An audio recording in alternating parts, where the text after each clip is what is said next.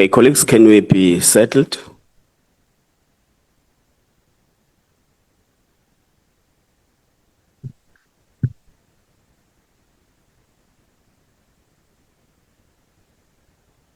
Yes, can we settle?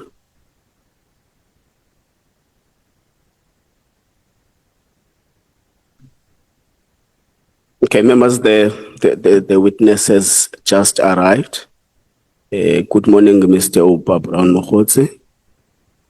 You can press on your mic.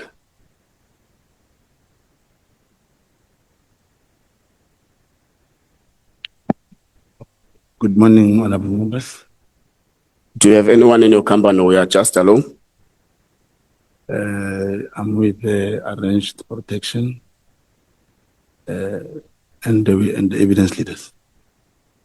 Okay. Allocate RNCSC. Can you formally present the witness to the committee? Good morning, Honorable Acting Chair and Honorable members and all present and my colleagues. Firstly, apologies for the delay with the printing this morning.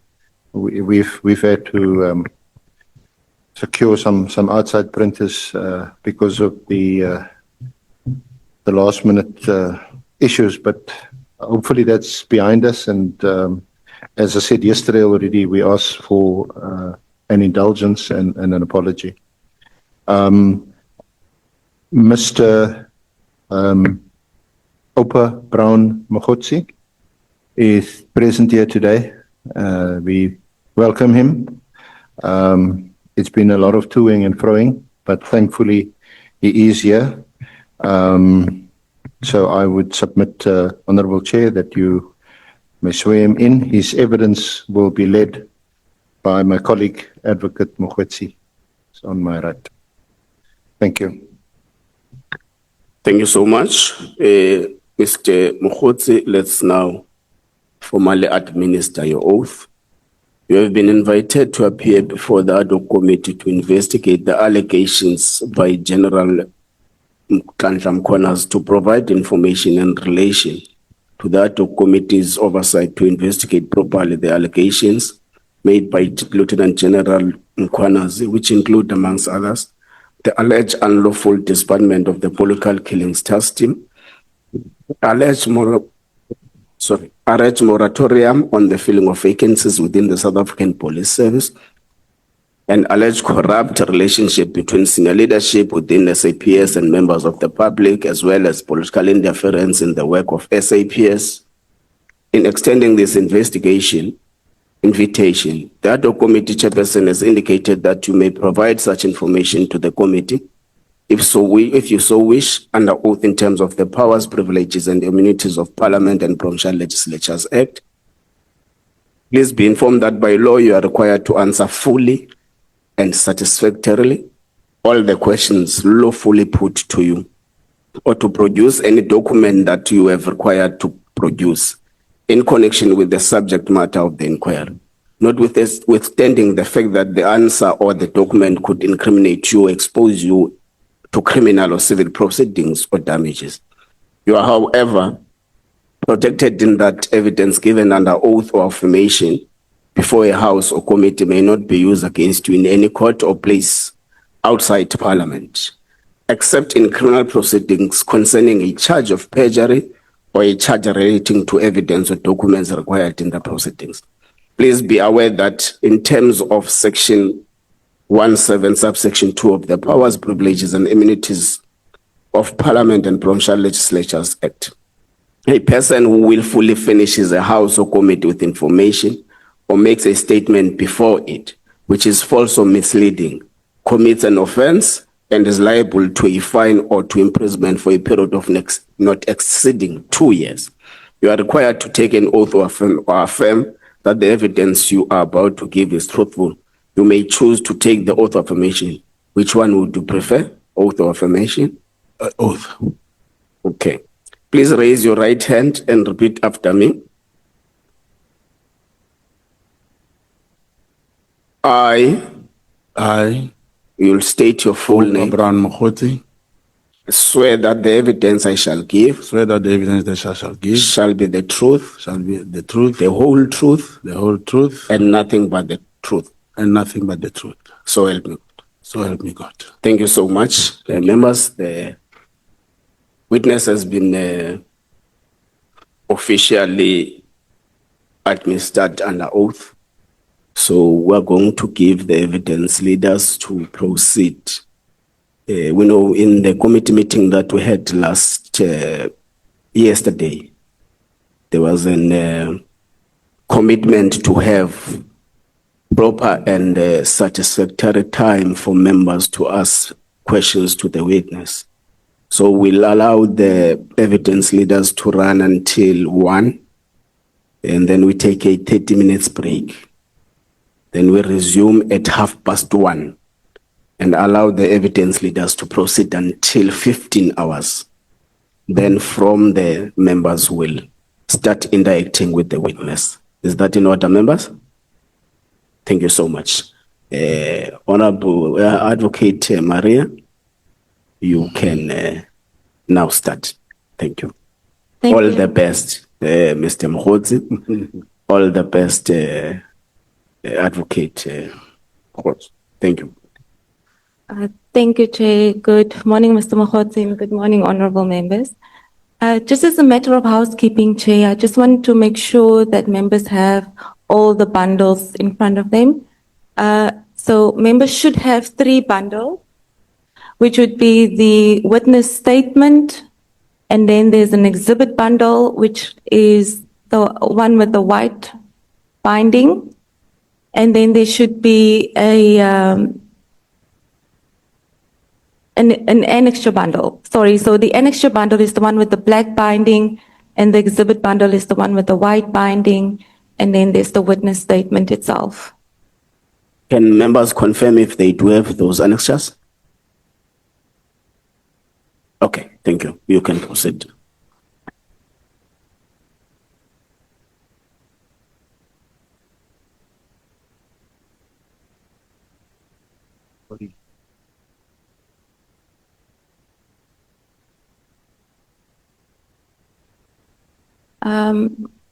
Also, just to note that members would have, or the statement in front of the members is an unsigned version, but Mr. Mogotsi has signed his statement, and we have the signed copy available here with us.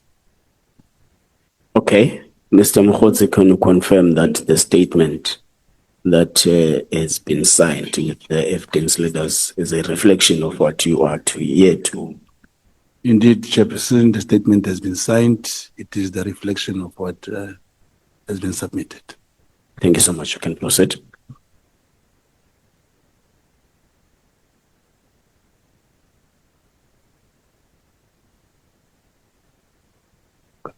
When you talk, the names that should not be the chair. Give the chair the copy which of the name. Okay.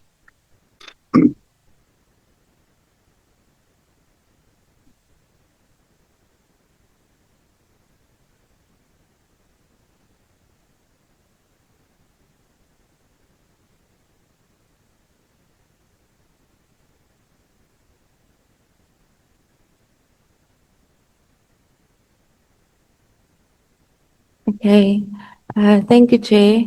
Just to confirm that we've had a number of consultations with Mr. Mogotsi. Most of them were virtually. Last night we managed to have a in-person consultation where we confirmed the contents of the statement, and so just as a matter of process, Mr. Mogotsi, I'm just going to carefully lead you through your statement, and I might invite some questions. As we proceed, members might also ask you questions for clarity. We're going to start off with your qualifications, which you referred to in your statement, which is on page 3.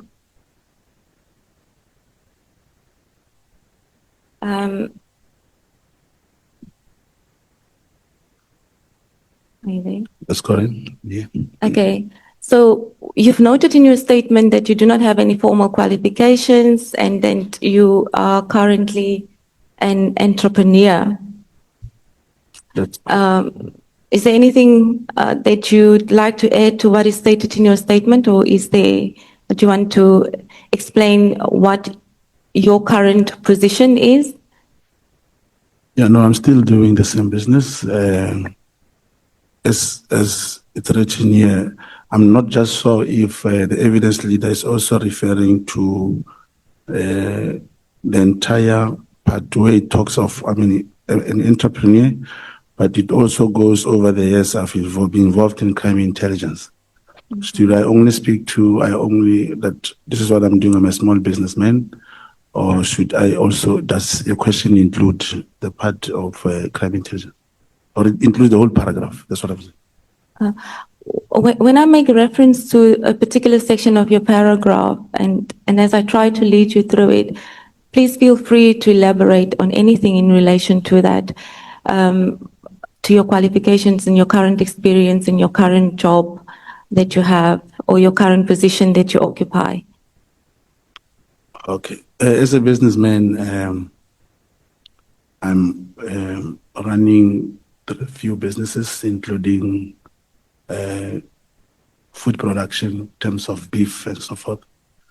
But going to the crime intelligence, as you say, any position, I have since became an informant of the crime intelligence back in the 1990s, 1999. The West, and I also became a member Mr. of the Mogotsi, I think you must drag your chair towards the mic. Oh, You are sitting too far. That's why you are far from the mic. Okay. Yeah, thank you. Yeah. Yes, I think so far as it is written, this is the status where I am now. Yeah. So you say over the years you've been involved in crime intelligence as an informant and you worked as a crime intelligence agent. Are you currently still a crime intelligence agent? That's correct. How long have you been a crime intelligence agent? By virtue of becoming a contact agent,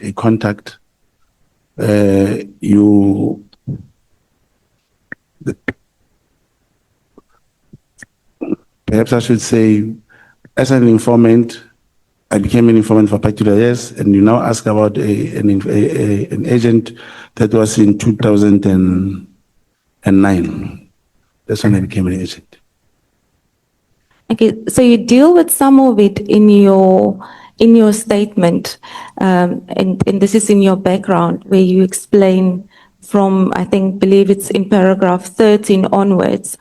But what is not apparent from your explanation provided is exactly when you were registered and how you say during 2009 I was registered and acted as an agent for crime intelligence in the police services. Can you just elaborate on that? And the reason why I asked that is that you would note, and this was also referred to you in the Madlanga Commission, where affidavits were produced to you by individuals that said that you were not in crime intelligence. So maybe could you just explain why they would say that and take us through your registration process? Well, thank you so much. As an informant, that was in 2001. And then I did some operations as an informant. From 2001, 2003, I got deregistered as I was no more active. But when I became an agent is when I was recruited, because that's now the difference between an informant and a contact agent. You then recruited, that's how I got recruited, given some small tasks and information that I used to provide. They will say, go back, they give me a file to note, submit, and so forth. And now, the only difference here is that a contact agent will not be having any identity of some sort. You will only work with your handler. He'll give you the task. You report back to him and so forth. And in relation to the affidavits that you are referring to, that were brought to Madlanga, they were not ventilated in Madlanga. However, I think I have the opportunity to speak to that now. I don't know if I should refer members, Chairperson, to the affidavit evidence leaders referring to. Yes, it's annexure BM2 of your annexure bundle. BM2, and it starts on page 5 to page 9. Those are the two affidavits from members who are part of crime intelligence who say that you were not registered as a crime intelligence member. That's correct. The affidavit, I know the name of the colonel who wrote this affidavit.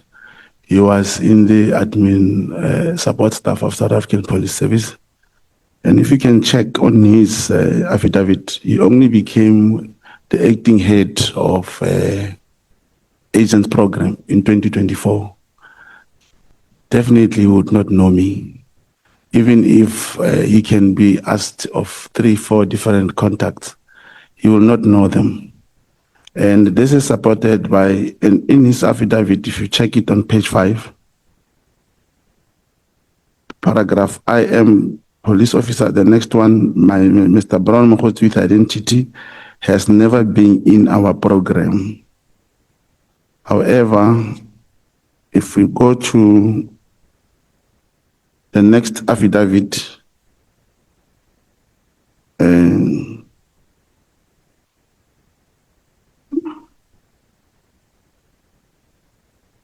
there is another affidavit on page 8 from the same crime intelligence, paragraph 5, going down. You say the ID number belonging to Mr. Brown Mogotsi was tested against the CI database.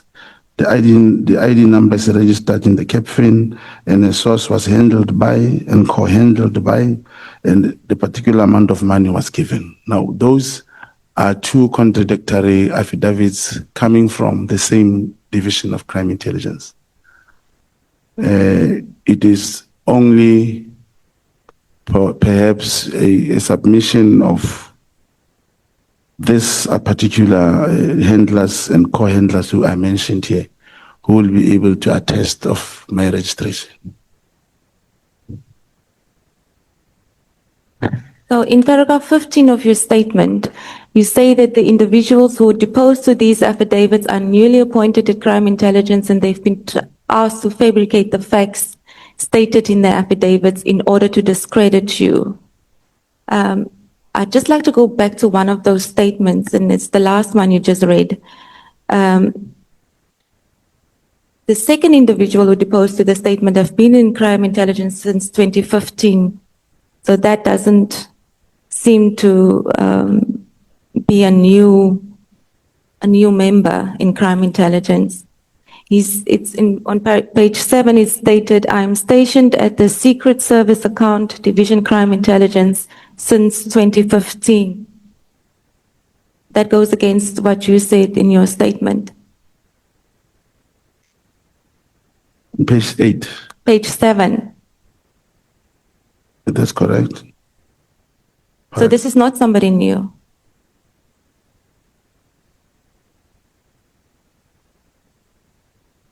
I don't see the difference now. Page this is the second affidavit, yes. Page 7. Yes, and what is the question? My question is, I read out paragraph 15 of your statement where you said these individuals are newly appointed. That's correct. You read the first statement that said the person was appointed in 2024. The second individual says that he's been at crime intelligence since 2015. That's correct. So that is not a newly appointed person. Do you agree? Yeah, but being appointed in that division in 2015 may have interacted with my other projects and assignments between those years till 2021, I believe. What does that mean? I'm saying if a person was appointed in 2015, and when I became a contact in 2009, he may have interacted with my assignments, that particular person. Unlike the one who got appointed in 2024 and say he does not know me. Obviously, there's no way he could know me. And So- I'm saying in this affidavit, if you check to fabrication, when talking about fabrication, the particular colonel was appointed by Lieutenant General Lushaba in the finance section.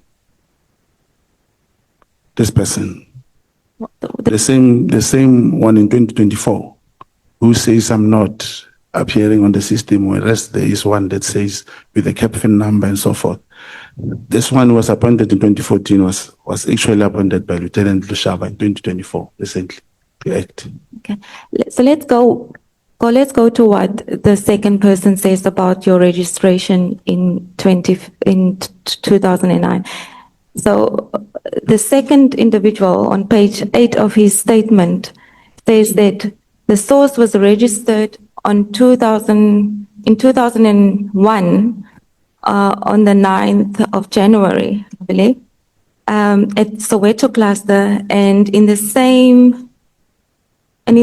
source was deregistered also in 2001. That's correct. So this person suggests that you've only been in crime intelligence for a couple of months. And then it says the handlers requested an amount of 1,200 for recruitment fee to motivate the contact. According to our report, there are no other financial transactions related to the source for the period he was active in our system. So he says you've only been active for a couple of months in 2001. Yes, that's correct. That's what he's saying. Yeah. Yeah. You see, now here, if you check it properly, he's talking about I was registered as an informant. Now, those are two things. Yeah, he's referring to me when I was informant. But the time when I became a contact agent, the registration is not done the same way as this one. It is done manually, and the file is kept by your handler, and everything, all your transactions, how you get reimbursed or assisted or paid, is done through cash from your handler all the time. So an informant and a contact agent are not processed the same way. So why is that explanation not in your statement?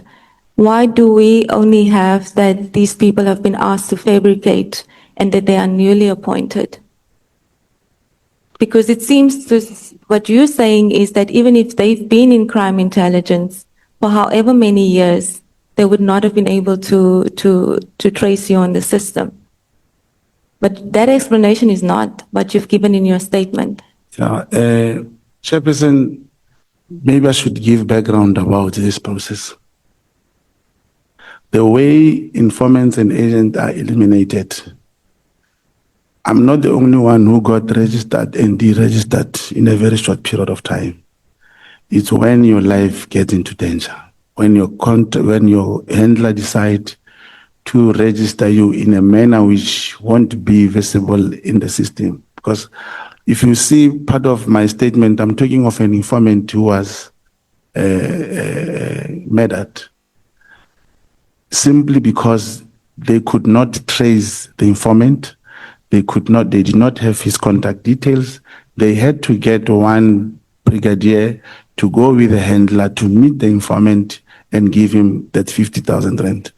That informant is not on the system, but look, his payment was processed. I'm trying to say, depending on the work and operation you do, it's not that everyone will appear on a particular a database. And these databases, if you look at them, they are referring to two different things.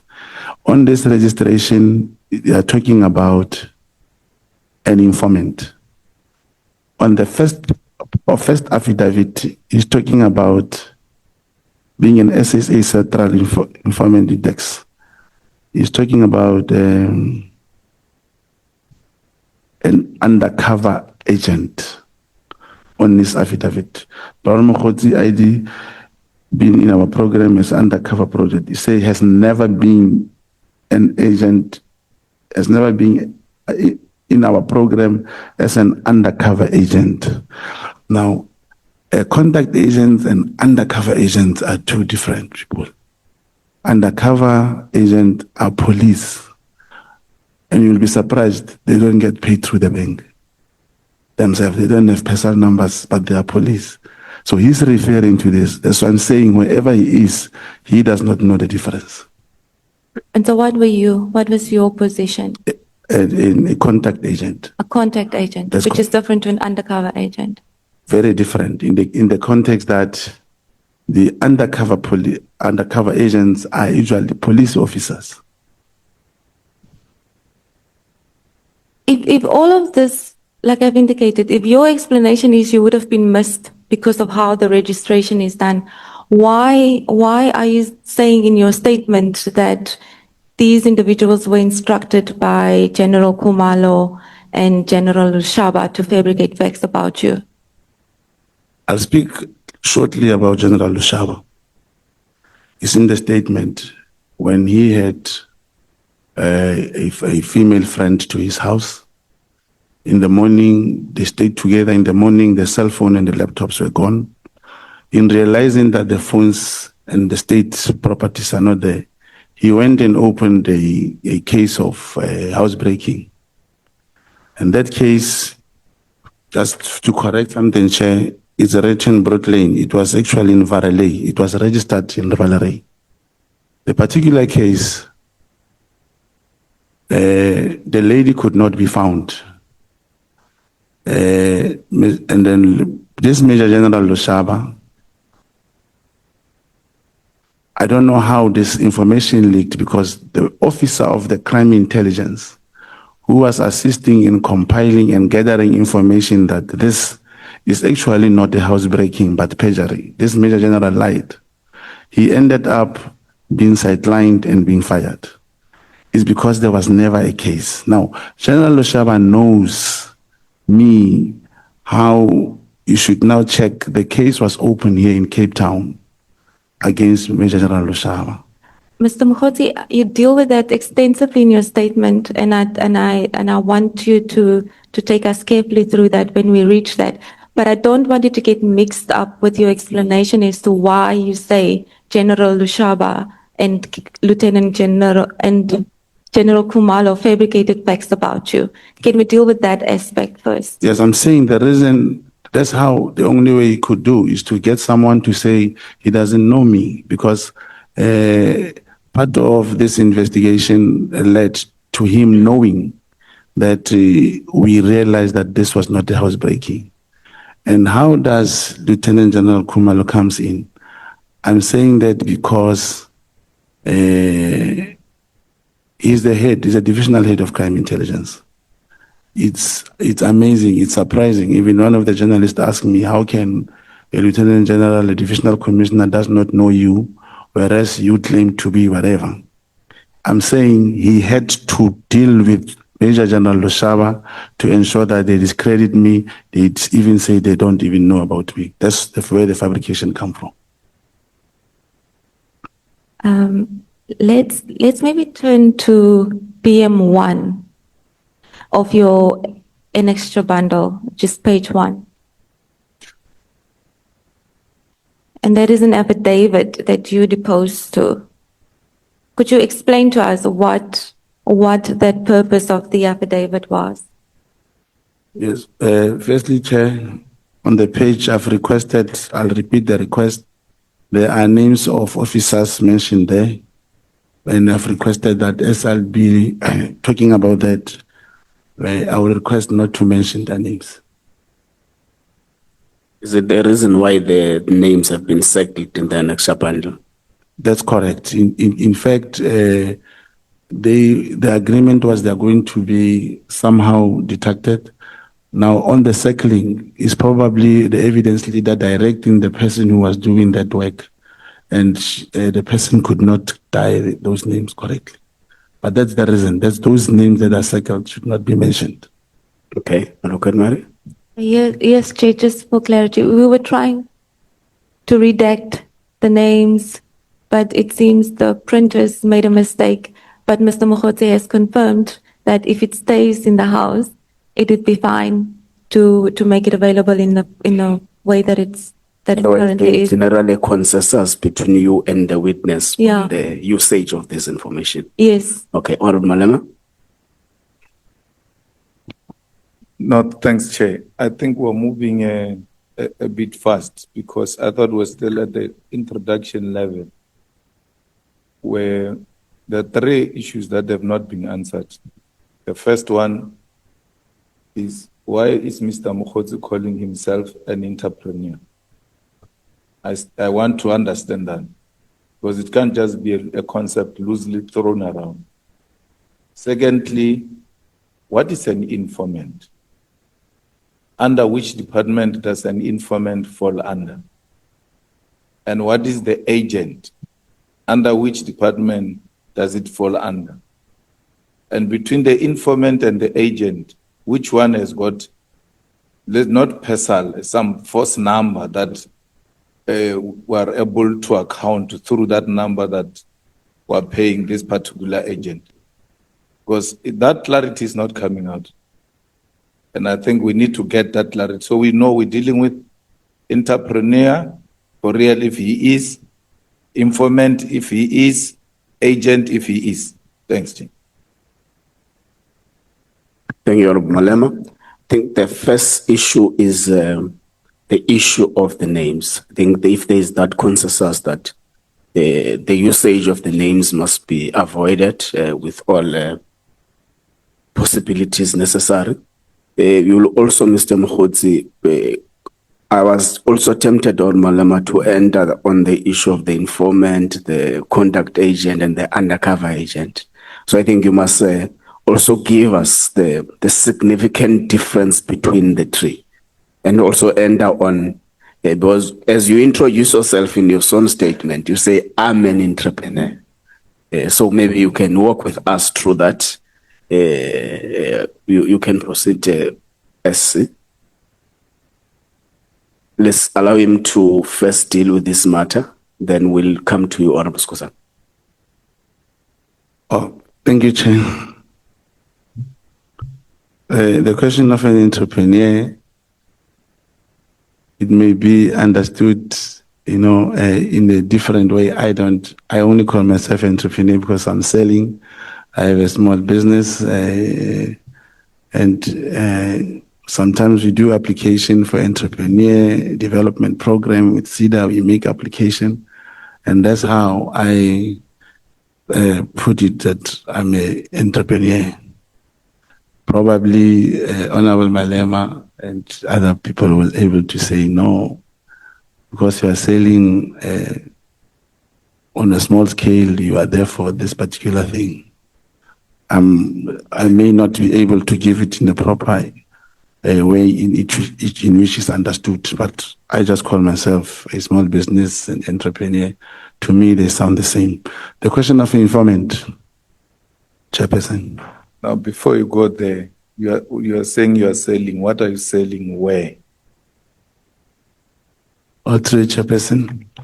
I have some liquor outlets. I also distribute meat, manufacture wars and all these things to different, like your funerals, weddings and so forth. Most importantly, I do a lot of catering, food to events and so forth. And none of them comes from government, by the way. It's only private business. I'm dealing with private businesses. So you have an abattoir? No, I have not abattoir. I buy from the abattoir. Okay. That's correct. You can proceed on the significant difference between the informant, conduct agent, and the undercover agent. Thank you, Chair, that you say I should perhaps give it in a proper way of explanation. I give example, if three people goes and steal some way, and one get arrested, the two runs away, This particular one makes the deal with the police and tell them, you know, after stealing here, we are planning to steal even next door. But that information that you provide to the police, that moment, the police may decide that this become our informant. They go there and trace, and if a crime takes place and they manage to arrest these people, this person is immediately declared an informant. I'll give another way is that an informant will be this particular person can even come from here in Parliament, working here. If there's anything going on that is not correct, the moment he gives that information at that time, he becomes an informant. So in many cases, the police officer, especially in the detective section, they will realize this boy is always in town. He knows people who are selling maybe drugs or something, and they feel we can work with him, he can give us information as and when, then they make him an informant. Let's move to the agent. A contact agent then now will not appear in any, this is having a relationship with the handler. This particular handler will bring assignment, will tell him there is this information, can you work on this? Now, the moment you are registered by a particular crime intelligence officer, you start identifying in ranks, in maybe in government department, any institution, those particular individuals that you identify to work with you, they become your informant. You start having a network of informants again that gives information and you give to your handler. And this, for example, the informant does not have a file. He say, police, tomorrow they are breaking, they come. He does not possess any file, but the contact now, there is a file where he writes, you get the assignment. This handler will go to his commanders and whoever and make arrangement and talk to them, get you permission and say, yes, we can do that. There's a CIT that's going to take place, mang, they're involved. You tell the agent, you tell the handler will then organize, for example, inform the police of that particular place before the CIT can take place. That's when the police will act. Now, in that sense, I don't know if I'm understood, Chairperson. I was going to give an example in a way of this particular, the BM1, this affidavit that is written here. This affidavit, it came from a source. This particular source made me meet with one colonel. And this colonel was aware of a disciplinary hearing to take place. And this colonel was one of the witnesses. He was called to KZN and be given a mandate how to fabricate stories to favor the employer to get this particular general expert. Now, in that sense, I had to speak to my handler, and the handler arranged the DPCI.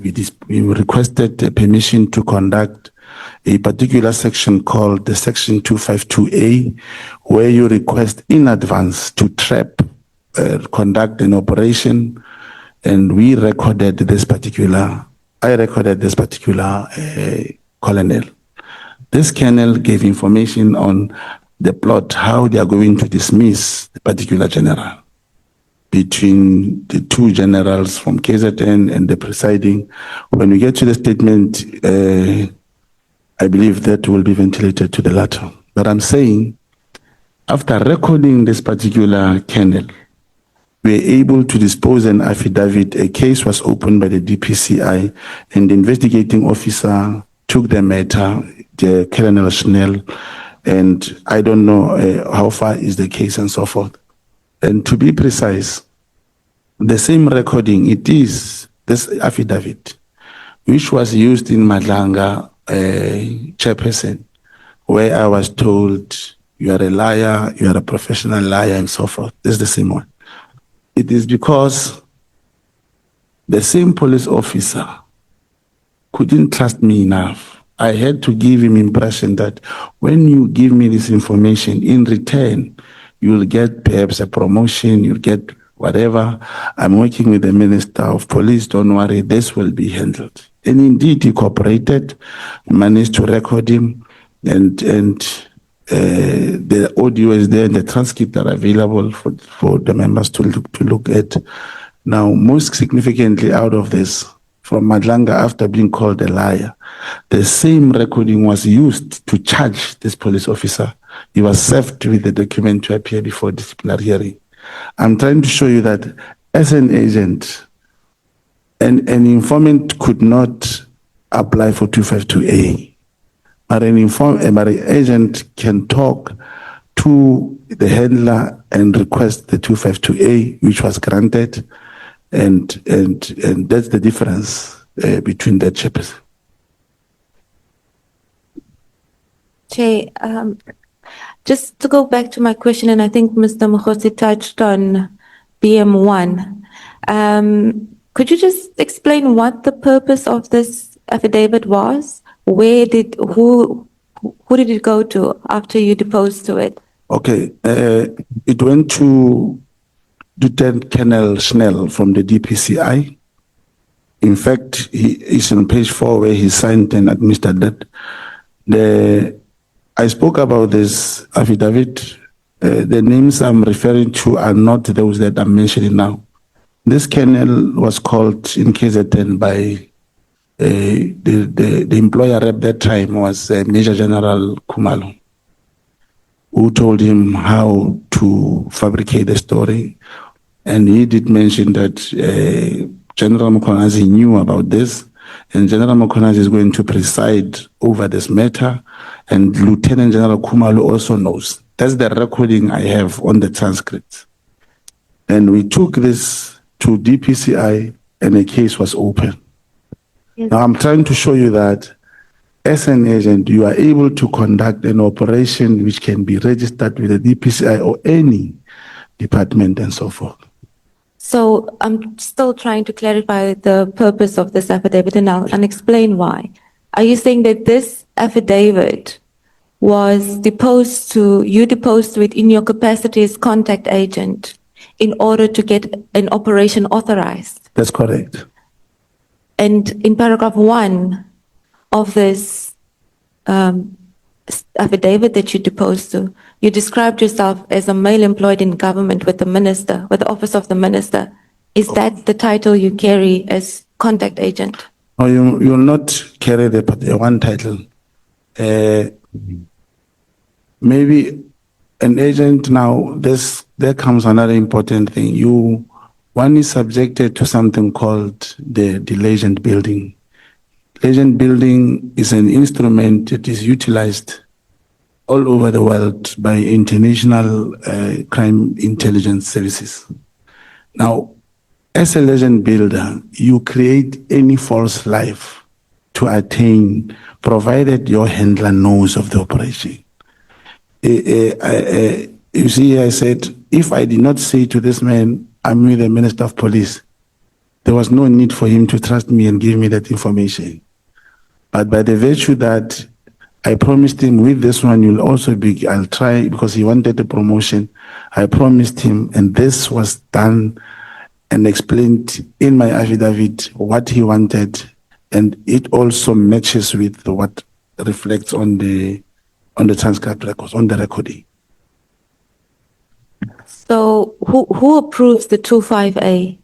Lieutenant Colonel Schnell. Advocate Maria, can we stay on BM1? It is BM1. Paragraph 1. Yeah. There is an ID number reflected there. The witness must confirm if that is his ID number. That's There's correct. a cell phone contact there. I think he must also confirm that. That's correct. I wish just to give explanation, because this also raised concern in Madlanga. This is my ID number. This is the current ID number that I'm going to carry for my life, unless with my application that I did to the 212 at the Home Affairs, they are able to rectify the ID, my date of birth. Now, that is why in Madlanga they said you were 13 years, you were 79, and it's in the statement. I'm trying to clarify it. That when I applied for ID, the ID number came out incorrect. And there's no way I can say, I don't want this ID number. I cannot use this ID number. It's there, it's my ID number. In everything that I do, this is my ID number. And when you cannot put a wrong ID number because you're a legend builder. You are using a legend building or whatever thing. You have to produce the ID. The Commissioner of Oath must look at your ID and fill it. Yes, indeed, this is the ID number that I have. And Chairperson, for information, even where I come from, there is one guy younger than me. His ID was incorrectly typed in Home Affairs, written 1951. Today he's getting pension because of the problem at the Home Affairs. So it's unfortunate that when this affidavit and the 252A was operationalized, the state was able to use it to charge this police. But now, in Madlanga, they felt I lied, and therefore I'm a professional liar. Whereas it was being utilized to attain the state objective in terms of charging the police. Okay. Pause at little evidence later. Honorable Scosa. Thank you, Chair. I just want to make a follow-up question on this for me to be clear, and I think members to be clear.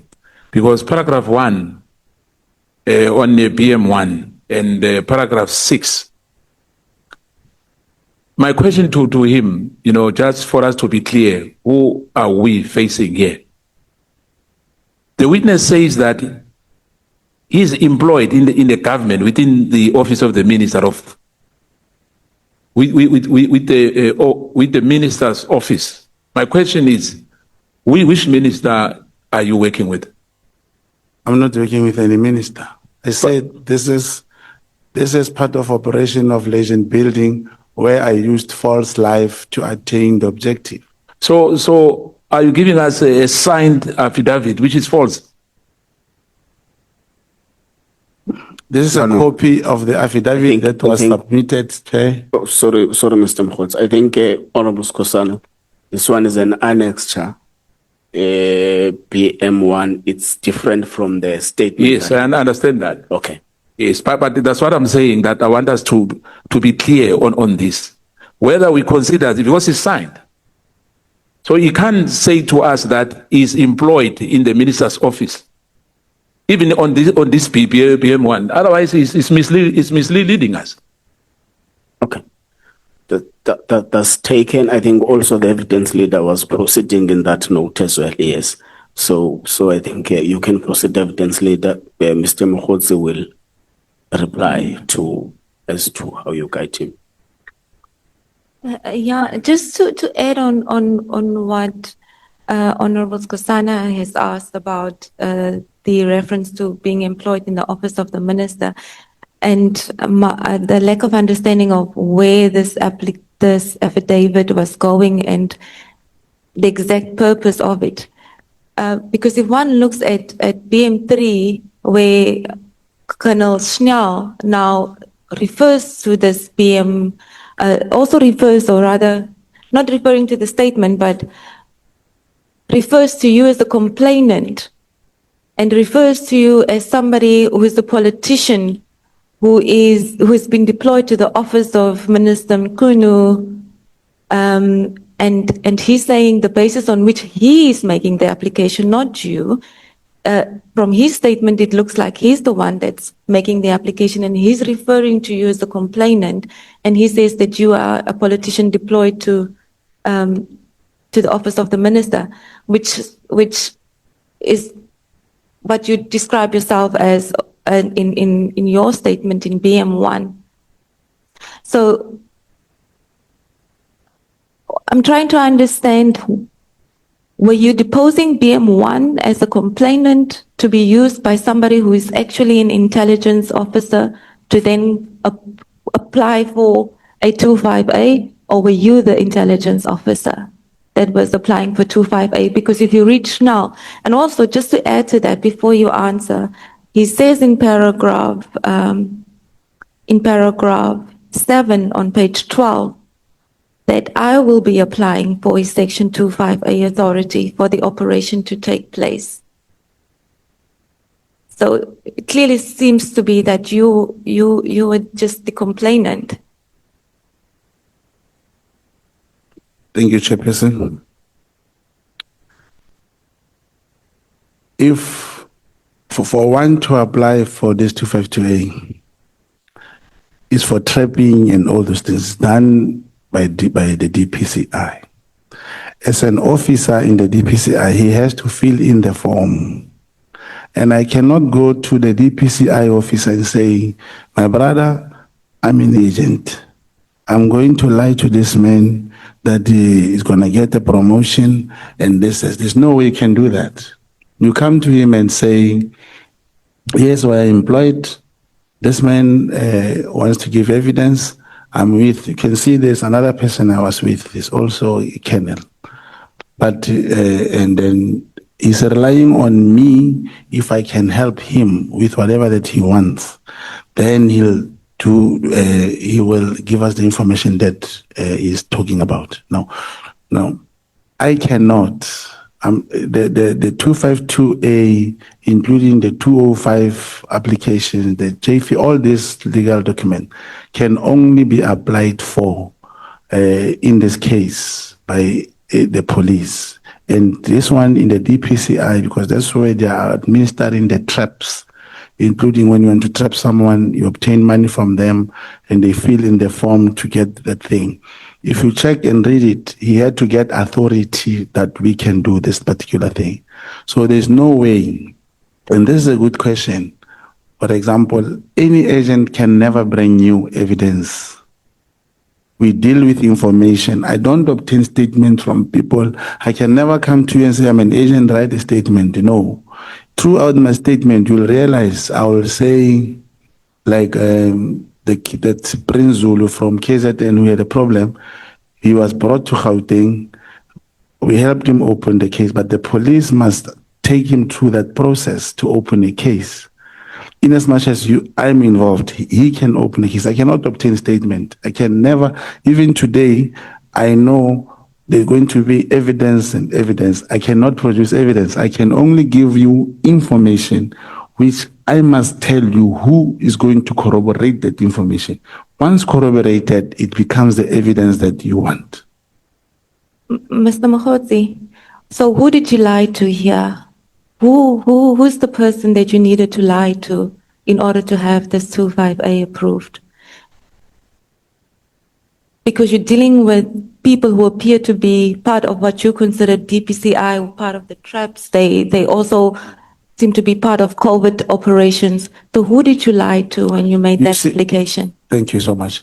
You make an affidavit. You record a person, you request an authority, and now it means I operated two people, just Colonel Schnell and the colonel that I was recording.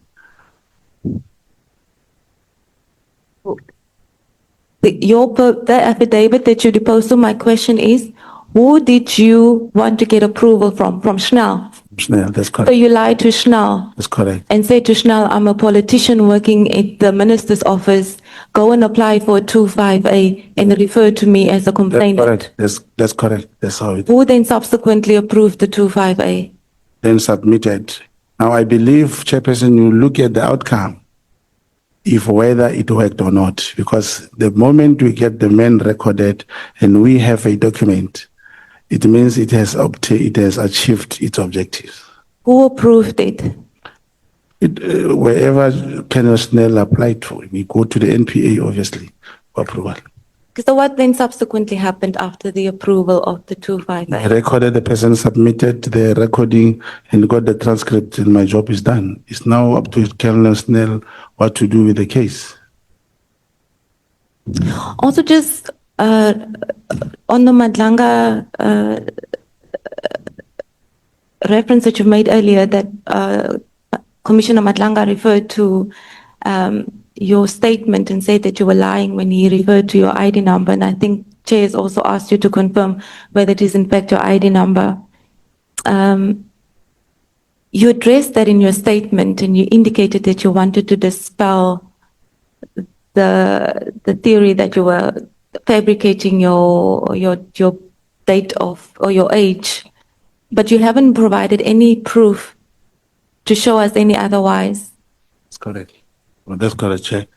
You see how the 1979 and 1977 came. It was Commissioner, one of the commissioners in Matlanga, who thought I said I'm from Mogotsi. I was a member or a soldier, and he said, even if you were a soldier, were you a soldier at the age of 13? And I explained to him when I was in the SDU, actually it was not the age of 13. I was turning 15, I was 15 years, because I was not born in 1977. And by the way, in these SDUs, there were people younger than 13, 12. I was not trying to prove that I was a soldier in Mogotsi. Perhaps if I shouldn't have spoken about it and said, yes, I was 13 years, but I was not in the Mogotsi, or there was a SDU, we wouldn't be having the story of the ID and the date of birth. I brought it in to say, no, I was not in the Mogotsi, but I was not 13 years old. And then with regard to any proof, those years you will have your baptismal certificate, and you get that other churches closed down, other churches, and I cannot go and make a new baptismal certificate. Then that will be another lie to bring a certificate here that was done last week or last month to prove. I could not get. I looked even for those old priests. Most of them are no more alive. Okay. Just to go back before we move on your allegations of being a crime intelligence contact agent. Now, you say in your statement that General Mkonazi would not have known that you were at crime intelligence, that you were an agent. And General Kumalo, was he aware because he's the divisional head of crime intelligence? It's the same thing. General Kumalo come from the VIP protection. He only went to crime intelligence in 2022. You see, even, I don't know who can I mention. No, it's only handlers who knows their agent. You can never be brought in, they say there's a closing party of agent, you are full in a hole like this. Never. You'll never know who are these people. It doesn't require, it's only your handler will have a file number, like what Honorable Malem was saying, there must be a sort of identity. And that will stay in the file with your handler. Unfortunately, the co-handler has been summoned to appear in Matlanga. I believe he'll provide all that this has to bring from my file and so forth. How would this committee be able to be satisfied that you were in fact a crime intelligence contact agent? Every document that we've referred to now that speaks to an operation refers to you as a complainant, refers to you as somebody who works, who's deployed as a politician to the minister's office. There's no indication in these statements that you are a crime intelligence officer. I would be dead. If one operation come and I say, I'm this, there's no way you can survive. There's no way. An agent, that is why I'm happy honorable members were saying we should not jump. We'll get into the details. You'll realize how dangerous this is. And it is only through that handler who will submit the evidence and the information, and probably the committee will subject it to this intelligence committee and so forth to look into those things. I'll give an example of classified information that I had, some of the messages that I had, the stories or the evidence which was presented here about the rifle that was somehow stolen from the crime intelligence, the properties which were bought, all those things, there's no way we can bring evidence. They are classified. It may possibly help if the committee can really decide to summon that suspended IGI, the Inspector General of Intelligence. He has all the information. And the reason why we are struggling, Chairperson, it's so difficult, coming here, you bring information, and here is an honorable house, they want evidence. I can corroborate, and you say, give me the names, I can give me the names. This one was the handler who was traveling with Brigadier Sebola to go and meet.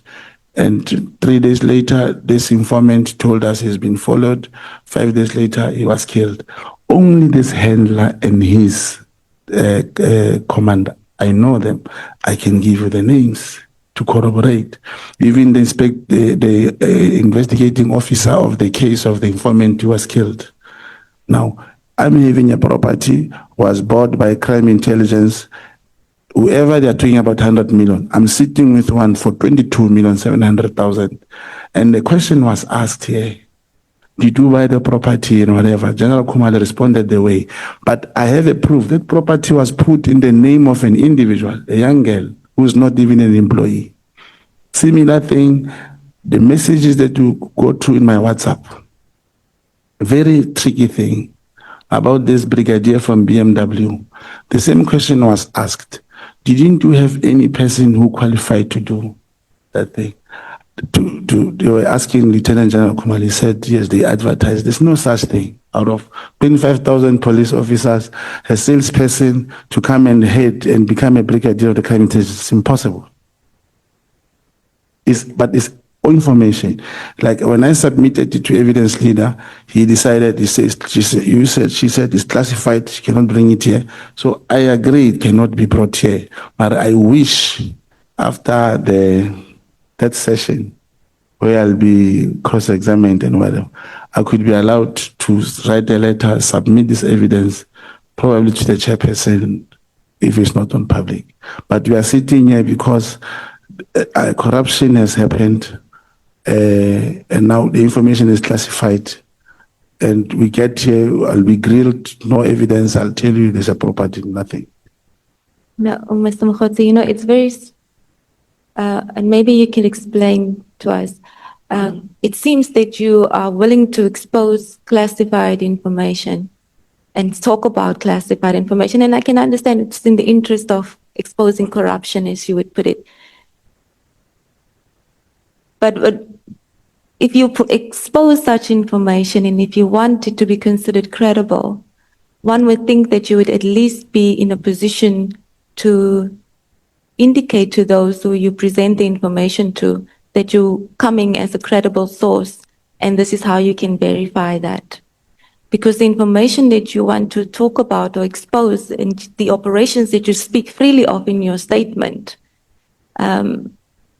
it's not, the source is questionable.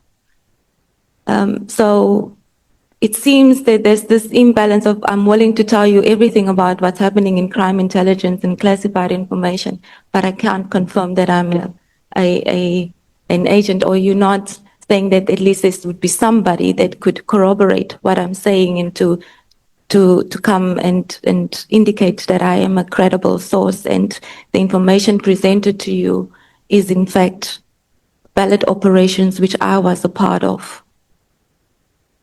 Do you see the difficulty? Yes. Through you, Chair, the co-handler is going to appear as being someone at Madlanga Commission who knew my handler. In my statement, it's written just 3 weeks before I went to Madlanga, my handler was shot 6 times. He enjoyed his pain. And my co-handler has written, I think, an affidavit explaining the role and all these things that I have done. Let's talk about, when you talk about classified information, I appeared before Madlanga chairman and I spoke about John Wick, Boko Haram. And I told the commission, as I do now to committee, that information is at the analysis department in crime intelligence. And that time it was perceived or construed as I said Ket Matlala was John Wick or is John Wick. But I was saying, I know the report, I saw it, it's still there. It's written Boko Haram. The picture, the big picture of Ket Matlala was there and was written John Wick. It was in 2018 when I saw that report. But that time my contention was when former Minister Begitelo was here, when he said he only met Ket once or twice, my contention was he should have seen Ket Matlala from that report because the picture was so big and it was in 2018. So there was no way he could say he only saw him in 2014. And because of those presentations, he was supposed to remember that this person was once brought in a form of a presentation. Kind of thing. But that report exists in the crime intelligence analysis. Let's maybe talk about some of your operations. In your statement from paragraph 18 to paragraph 22, you say that you worked on a number of operations during the period of 2009 and 2021 as a CI agent. And you also mentioned that you were involved in the PEE tender scandals, which led to the suspension of the then Divisional Commissioner General Likalala and others. You also mentioned that you were tasked by General Mpazi in your capacity as contact agent to investigate and look into irregularities within crime intelligence and the South African police services. What did it look like? And in particular, I want to refer you to paragraph 19, where you say your responsibilities was that I was expected to operate as a contact agent and required to activate all my sources, resources, and informants following the same modus operandi that General Mpazi knew I was accustomed to. What did that look like? What was your role? It seemed... Yeah, Vice Chairperson, on paragraph 18, it speaks of operations during period 2009-21 as an agent. Then it says during December 2021 and moreover after the PPE. I was not part of the PEE thing.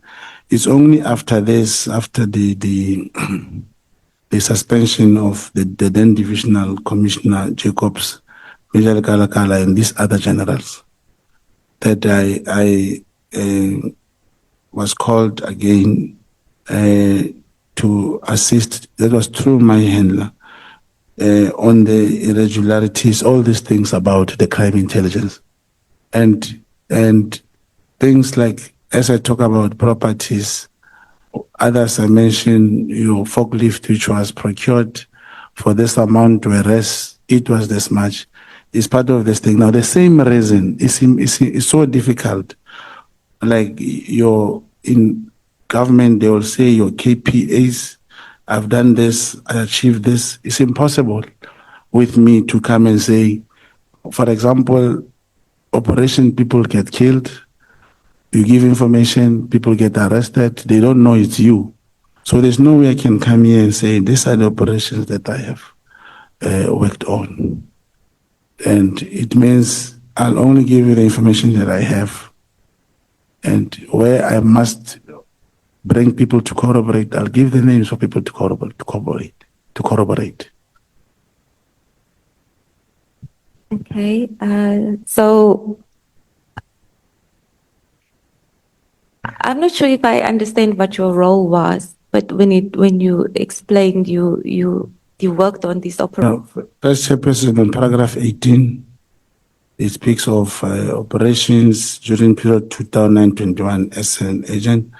And it says during December 2021 and moreover after the PPE. I was not part of the PEE thing.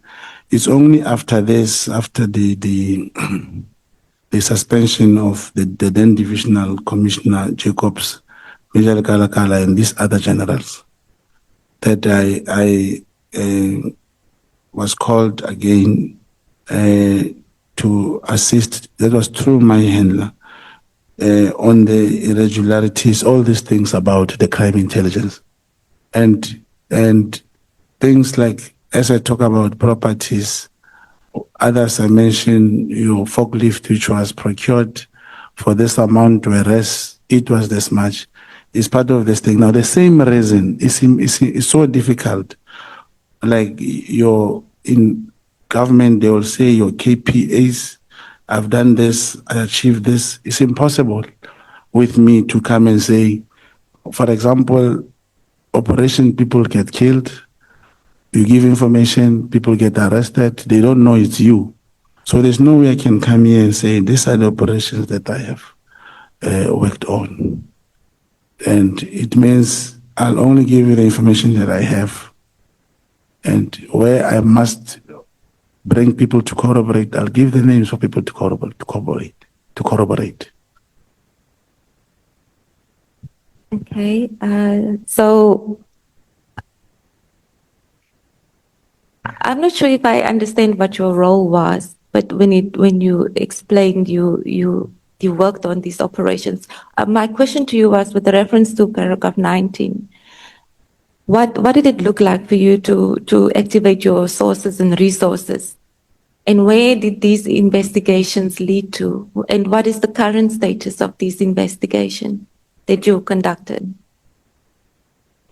You know, you'll be surprised that part of investigation, there was, or they still, as we speak, a flat rate payment for informants of 3,000 rand. And you'll get that information from sources. These sources will be employed in the crime intelligence finance section. You start to establish that people, for example, if someone delivers drugs from here to Kailicha, and we have an informant and we pay him 3,000 rand, whereas the boss of the drugs, to transport the drugs from here to Kailicha, he gives these people 20,000.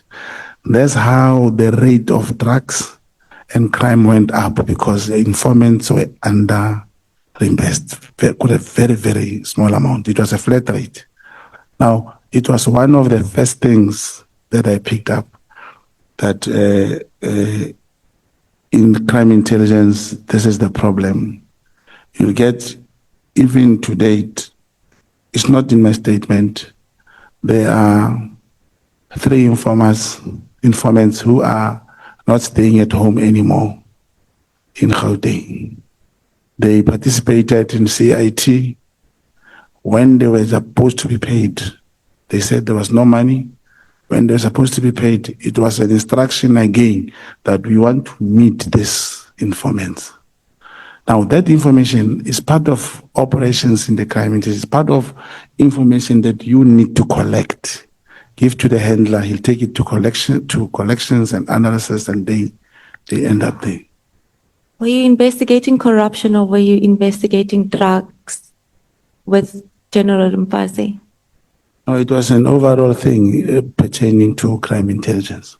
What does that mean? And there's a reason why I'm asking this, is because we had a witness here who spoke about the work that General Mpasi has done, and it was sort of, I don't want to say it but the witness alleged that there might have been foul play in relation to the death of General Mpasi. And so my question to you, when I ask about the nature of the work and investigations that you've done with General Mpasi, is also for purposes of clarity, and see if you can also assist in shedding a light in relation to those allegations that have been made. So were you working on drugs? Were you working on tenders? What was the nature of the operations that you were doing? Yeah, you see, tasks will come randomly in different, you will not be classified. It's not like you are working in town, you are working, you operate with trucks. You pass in a taxi rank, people are having firearms, and you say, no, I work with trucks, firearms are not a concern. With crime intelligence, we gather any information that is to do with crime. And it's true that, it was known that General Mfazi passed on due to COVID and so forth. And his body was exhumed twice. That's when there was that a lead that he was poisoned. The investigation is still there. And as to a witness who came here and talked about the work he has done, he mentioned so many things. Other work, I was not part of them. Many of what he said was not what I was working on. So you're not able to tell us the exact nature of the operations that you were busy with in the investigations, and you're also not in a position to tell us where those investigations currently are and whether they're on hold or whether they are still being investigated, but you've stopped working on it. Yeah, if you check my statement, immediately after the passing of, this is paragraph 21 of General Mfazi, I was instructed to lay low, and I did so. And then there was no way we could ever do other things. Remember, a project file that comes from a DNC, for example, will go, you will have a look at it. You'll never take any paper home. You'll look at it, and then your handler will tell you, these are the things that I think you must do. And you concentrate on the work that you have been given.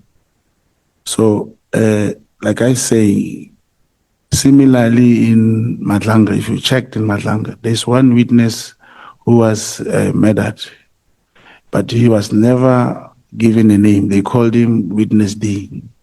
Chairperson, the reason that witness was able to be identified and killed is because whether you are hidden on the screen or you call yourself Witness J, the moment you speak of events, series of events, how they unfolded, everything, whoever was involved will remember, but yeah, this is Brown. So the moment I come and say, for example, there is a probably through my handler, the Committee of Intelligence, they know these things properly. They may just decide to summon a commissioner in the police or in the crime detection probably, and to the handler, because already I have spoken about this. Then one can give that information on what is it that I'm talking about. But to say investigations are on or not on, it's only my handler who knows how and where these things are at the moment. Yeah, but in paragraph 19, you say, General Mfazi called you and detailed your responsibilities.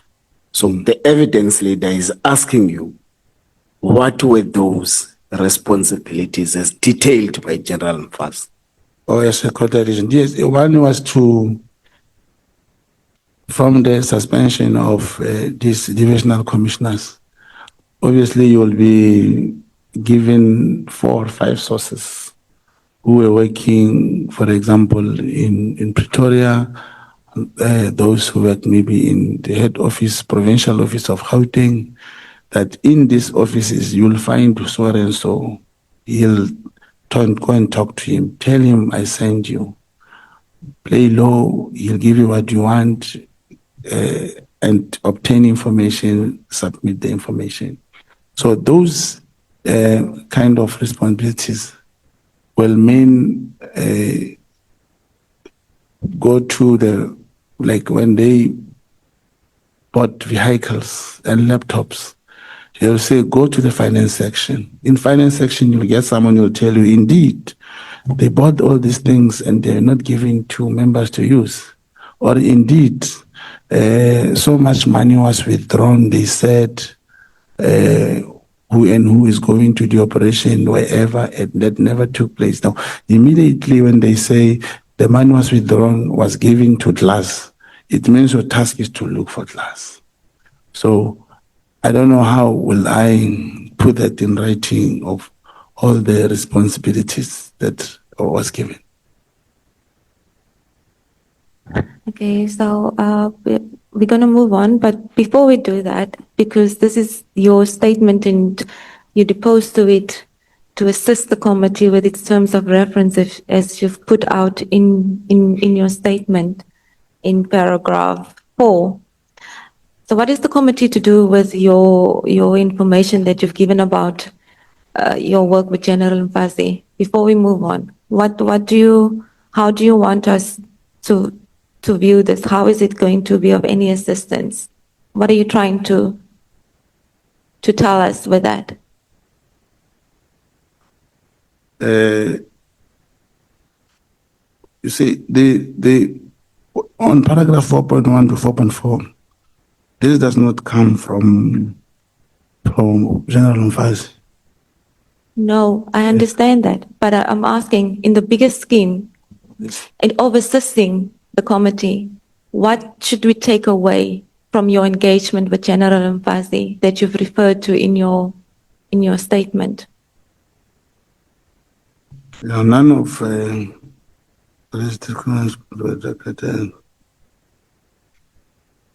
yeah, you see now on paragraph 4.4, this somehow were related, but did not include your Metropolis division.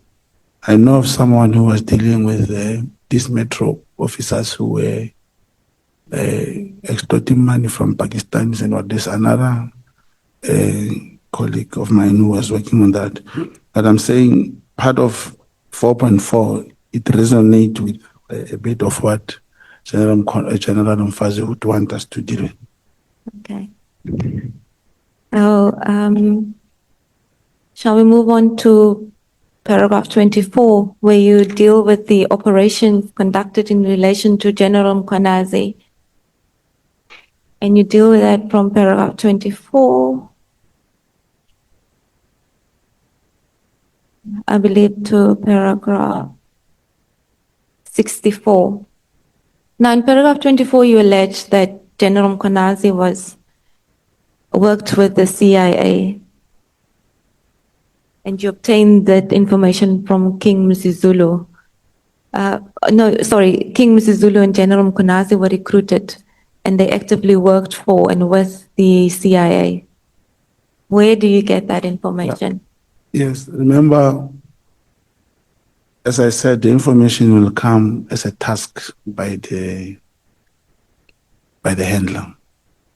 But you will not come and say, yeah, they are recruited, and you keep quiet. Now, if we continue to read on the part of the International Criminal Court, where South African government took Israel there, it's when we started realizing now, when we started talking, because of the terminal, the coal terminal in Richards Bay. The contract and the arrangement, majority of that coal goes to Israel. And during that time, because I also went sometime, the brother to King Msizulu, he was also trying to engage this other Chinese company. I don't know what is it that they were working on. But soon after that, that is when my handler and his colleague from KZN in Nongoma, they said, ever since this Israeli thing, we've been attacked, and members of the PKTT are coming up and down at the Royal House to Smakade. And in my statement, I do confirm that they did make contact, and they came to Gauteng, and they stayed in Midrand, where we facilitated the opening of a case against General Mkhwanazi. and that case number is also appearing here. Now, in the docket of the case, the information, the A1 statement from the aide and the brother to the prince, he did mention all. I did not take the copy of the docket, but I still have contact with the person who came to open the case. He did mention the harassment and how most of the time the fight about this is related to the terminal, to the Richards Bay thing, and how they want to extend the contract of the Israelis. That's the statement which came from the aide and the prince. And the case was registered and transferred to Nongoma because of jurisdictional purpose. We'll get to that later into your statement. But The this, CIA. yeah, it's a very serious allegation because you're dealing with somebody who is the provincial commissioner of KZN, and you're saying that this person is also working or protecting Western interests, Yes. going against what he's tasked to do in his current position. You did make an attempt to deal with investigations that you've done in relation to confirming that he was, or you did a follow up on his suspicions. Thank you. You see, there are things that when someone speaks, you listen to. I'll give you an example. Remember he once said, he spoke here, said things started becoming bad when members started calling each other comrades, and how he trained in America, all those things, and how he defended whoever is contracted in that coal thing. That's where the thinking came from, but it doesn't necessarily mean it came from me. It came as a task to establish that since the case has been opened like this by this Royal House member, it means there are allegations. Tasked you. Then obviously his only one person is my handler. Your handler was not the one that engaged with former Minister Natin Tetwa. In your statement, you say you had suspicions. You then, out of your own accord, that's how it appears in your statement, decided to get in contact with the former minister to discuss why he previously decided to get rid of General Mkonazi, and on those suspicions you then acted and then decided on your own accord to follow up on context that the former minister gave you. Yes, exactly. But the word on accord, in my personal, when I act, is based on wanting to achieve, trying to complete or continue with my investigation. If the instruction or here's the task, we have to establish based on the case. Remember, there was a case open, and what the A1 talks to all those things. And the case number is here. Now, you start acting, you look at all these things that has transpired. That's why you also find, when I started talking to General Mkonazi, I spoke about the case that took place of a correctional officer. It's because you are looking generally at everything that has happened. Then you start thinking, okay, what happened to, let me ask the former minister, actually, what was the problem with this and that? And then and remember, there were still suspicions, and there are still suspicions, but they are based on the statement that was written on the Times. Now, he then said there is someone in Kenya who also has similar suspicions and so forth. And in Madlanga, I think when we were preparing, they thought there was no need to submit any proof that I went to Kenya. And during the session, then it came out I could not produce anything. Hence now, I've put it on my statement and brought my passport to show you, indeed, I went to Kenya, I met this particular guy, And I said, he gave me this particular name, which I don't believe, but he still said, yes, he knew. There was suspicion, he was aware of that. But it's very, very difficult to say, to prove if someone is an, like I say, a CIA agent, and I'm talking myself an agent. The same way I say it's difficult to realize, it's going to be very difficult to prove that, but it's based on the case. So is there currently an investigation against General Mkhwanazi because he's protecting Western interests, in particular relating to the coal interest that you're referring to? Is there currently such an investigation? No, I cannot confirm, but there's no, I don't know of any investigation. It will be the attempting to collect the collection of information. One trying to take 1 and 1 to get 11 or 2, but as officially, I'm not in a position to say yes, there is an investigation against General Mkhwanazi. Can you also not confirm what the nature of that investigation would be? It's very vague to say that he was protecting Western interests and that it's a coal interest. What is unlawful about what he's doing, and how is he doing it in a way that suggests that he's protecting Western interests?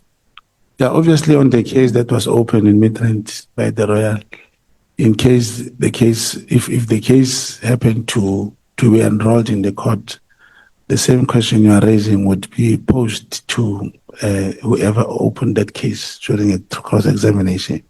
They were going to ask him the same question. Is that case about coal? No, the reasons behind, he was explaining the reason behind is the PKT is harassing him, he's protecting who, and how is he connecting with the current king and in ensuring that they don't deal with the Chinese. It was involving the coal, according to that statement on the case number that I've provided. Okay. So you mentioned that you assisted the king and his aide and to open a case against Yeah, the prince, yes. The I was prince, there. Yes, that's yes. correct. How did you become involved in this feud? I don't understand the question. How did they know to come and approach you, and how did you become involved in all of this?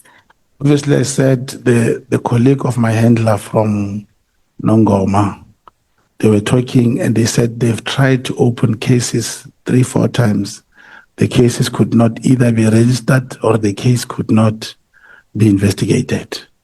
And through, in this intelligence circle, you'll have one brigadier, maybe in the Eastern Cape, who has a knowledge, who will refer a person to another brigadier in Gauteng and stuff like that. So they were referred to open a case. That's why the case was immediately transferred to KZN. It's not something that you picked up during your investigations into him being a CIA agent that led you to become involved in this. This is not related. No, it's the handler who brings the information to say another person in Nongoma, they are sending people here to come and open a case because the cases cannot be opened in KZN.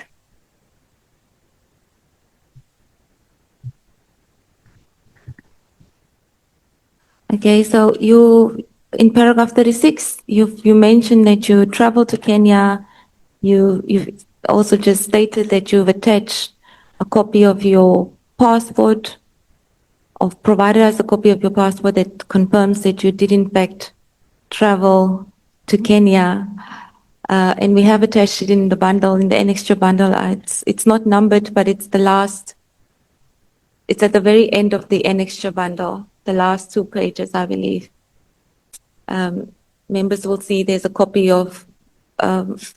Mogotsi's passport that indicates there are stems of his travels on the 10th and the 11th of September.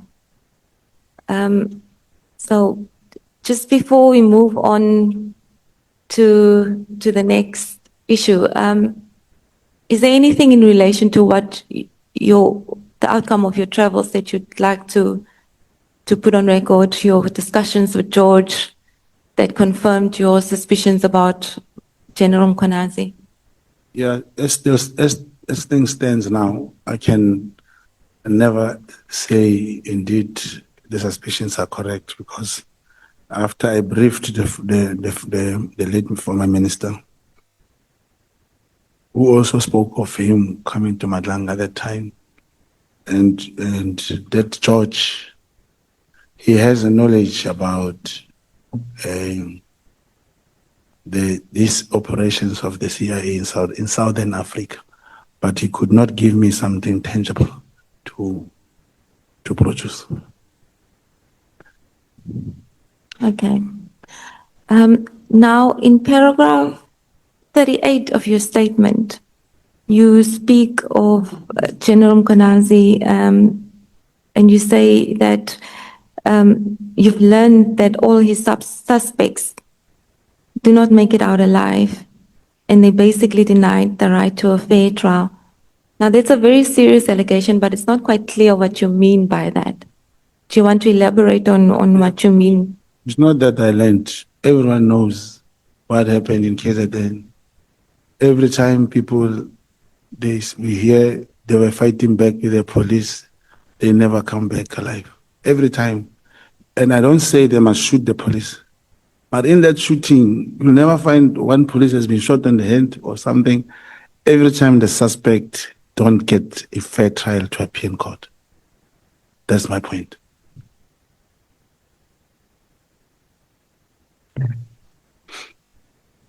That's in your statement that it seems to suggest something strong. It says that I came to learn that all General Mkhwanazi suspects did not make it out alive. You're saying that every person he arrests does not make it out alive and does not get a chance to have a fair trial. I think one of the reasons crime cannot go down in many instances, where there is death penalty in certain countries, people do go to court, fair trial, found guilty, convicted, and sentenced. But in a scenario where every time the criminals, and I'm not saying these criminals must go and do all these things, I'm just saying they should be arrested and appear before court. And you cannot have a democracy where every time, and that's if the crime in the Western Cape does happen, Northern Cape in many places, but suspects do get arrested, others get away, get identified, and get arrested.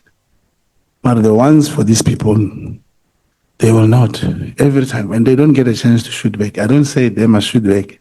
I'm just saying there's never evidence to know where these criminals comes from, because they get killed before you get whoever who's sending them or the big people behind them. Yeah, but sorry, Honorable Maria, but you, in paragraph 37, you are making a series of events that you conducted Minister Mthethwa, former Minister Mthethwa, who died under suspicious circumstances. And the following paragraph is the one that says you have learned that suspects of General Mkhwanazi do not make it out alive. Yeah. And you'll recall that you just recently you made an allegation of General Mkhwanazi having worked for the CIA. Yeah. So what is the relationship between these statements? No, Minister Mthethwa was not General Mkhwanazi's suspect. He was never his suspect, and the suspicious circumstances I was referring to, even here in Cape Town, from second floor or the third floor, it's impossible to open that window with a scissor. They are very strong. I was just talking my own view as how is it possible to break. It's unlike this one in the hall. If you go in hotels, you can check, you can never open that glass and fall from there. It was my thinking. I'm still thinking the same. But it has nothing to do with General Mkhwanazi's thing. It's just that, because again, I was referring to his suspects, or the suspects mostly based in the KZN who usually get into fight with the police.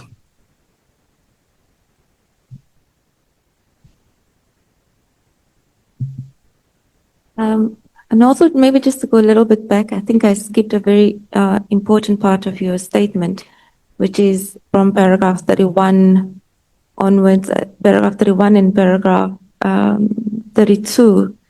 You referred to Mr. Matlala's engagement with General Mkonazi. And you say that Mr. Matlala reminded you just prior to,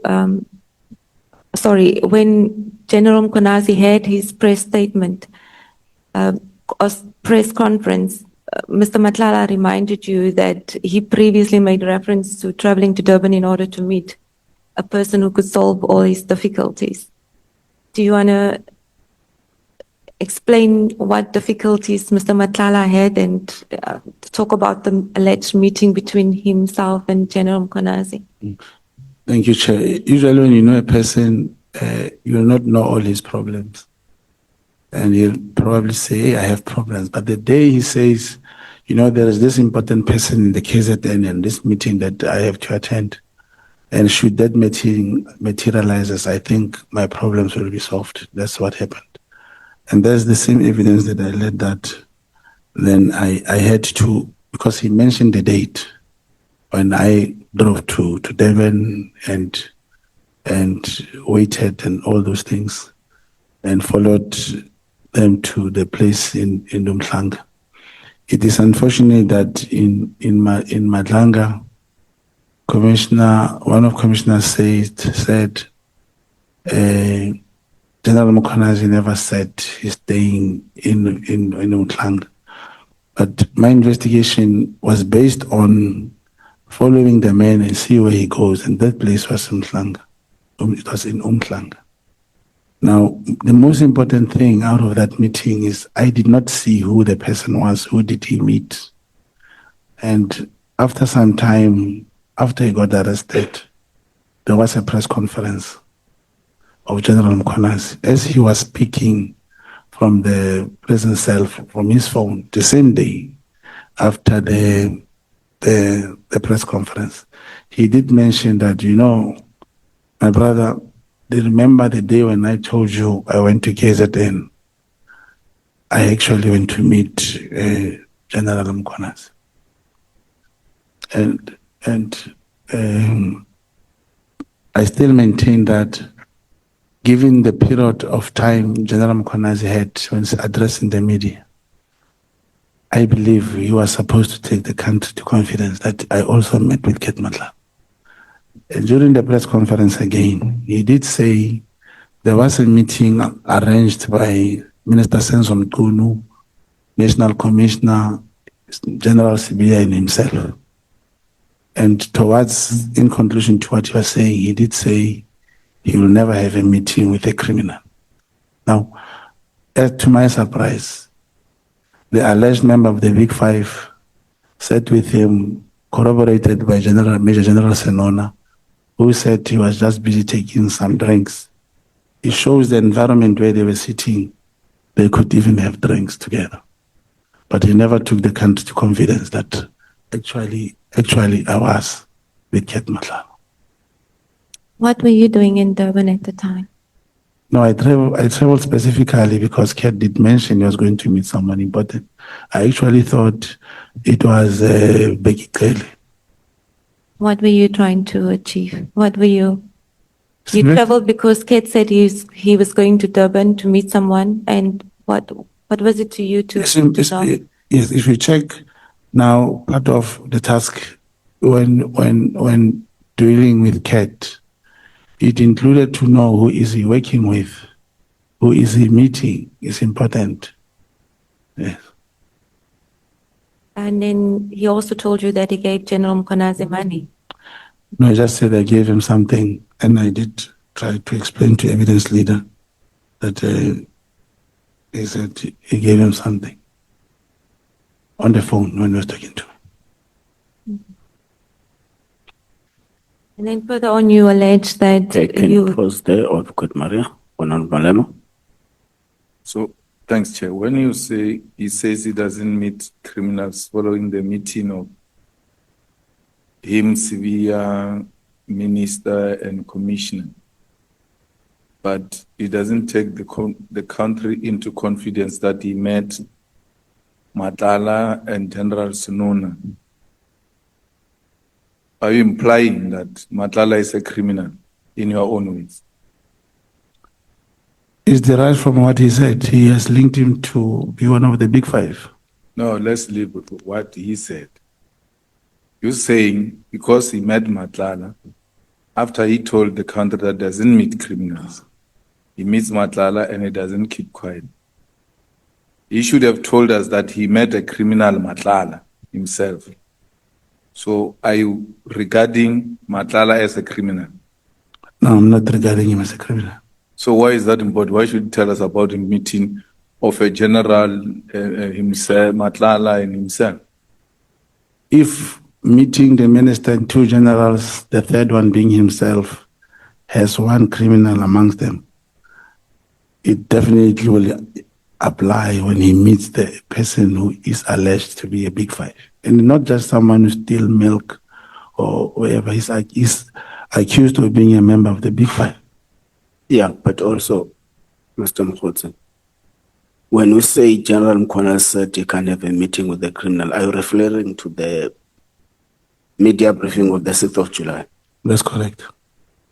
Didn't he say the minister arranged a meeting between himself and Gerald Sbeer to try and pursue peace between them? And he later said there can never be peace between a police officer and a criminal. That's correct. Then where do you get the meeting with the criminal thingy? Yeah, the peace was spoken in the meeting. They met. And I'm saying, you're saying he said he will never meet with a criminal. But if it refers to the press briefing that all of us have a statement now, Yes. He didn't say he will never meet with a criminal. He said there can be a peace between a police officer and a criminal, and referring to a meeting between him, the Minister Mkhunu, and Gerald Sbeer. Yeah. And there you are correct. I may have. So do you agree that you are quoting all this out of context? That's what I believed. That and it's important the distinction what you are drawing now. It shows that peace and meeting is not the same. No, but you are saying you are referring to a meeting with between General Mkhwana and Mr. Ket Matla. Yes. And you are referring to what General Mkhwana said in the press briefing. Yes, that's which are correct. two completely different things, because General Mkhwana was simply speaking about a meeting arranged by Minister Mkhunu. Yes. So do you agree that you have quoted all this out of context? Yes, maybe I should put it this way.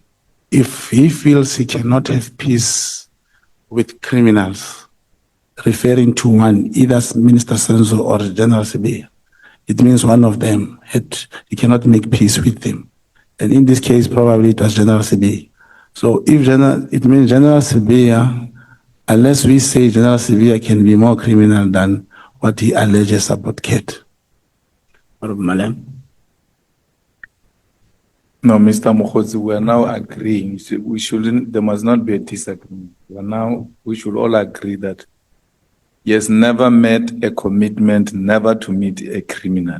He made a commitment never to meet peace with a criminal. I agree. Thank you. Allocate, Maria. Proceed.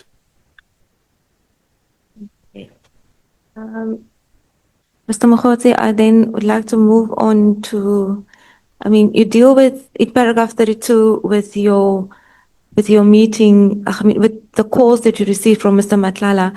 Now, later in your statement, you deal with your relationships and interactions with Mr. Matlala, and I'd like to come back to that paragraph 32 when we deal with Mr. Matlala later on in your statement.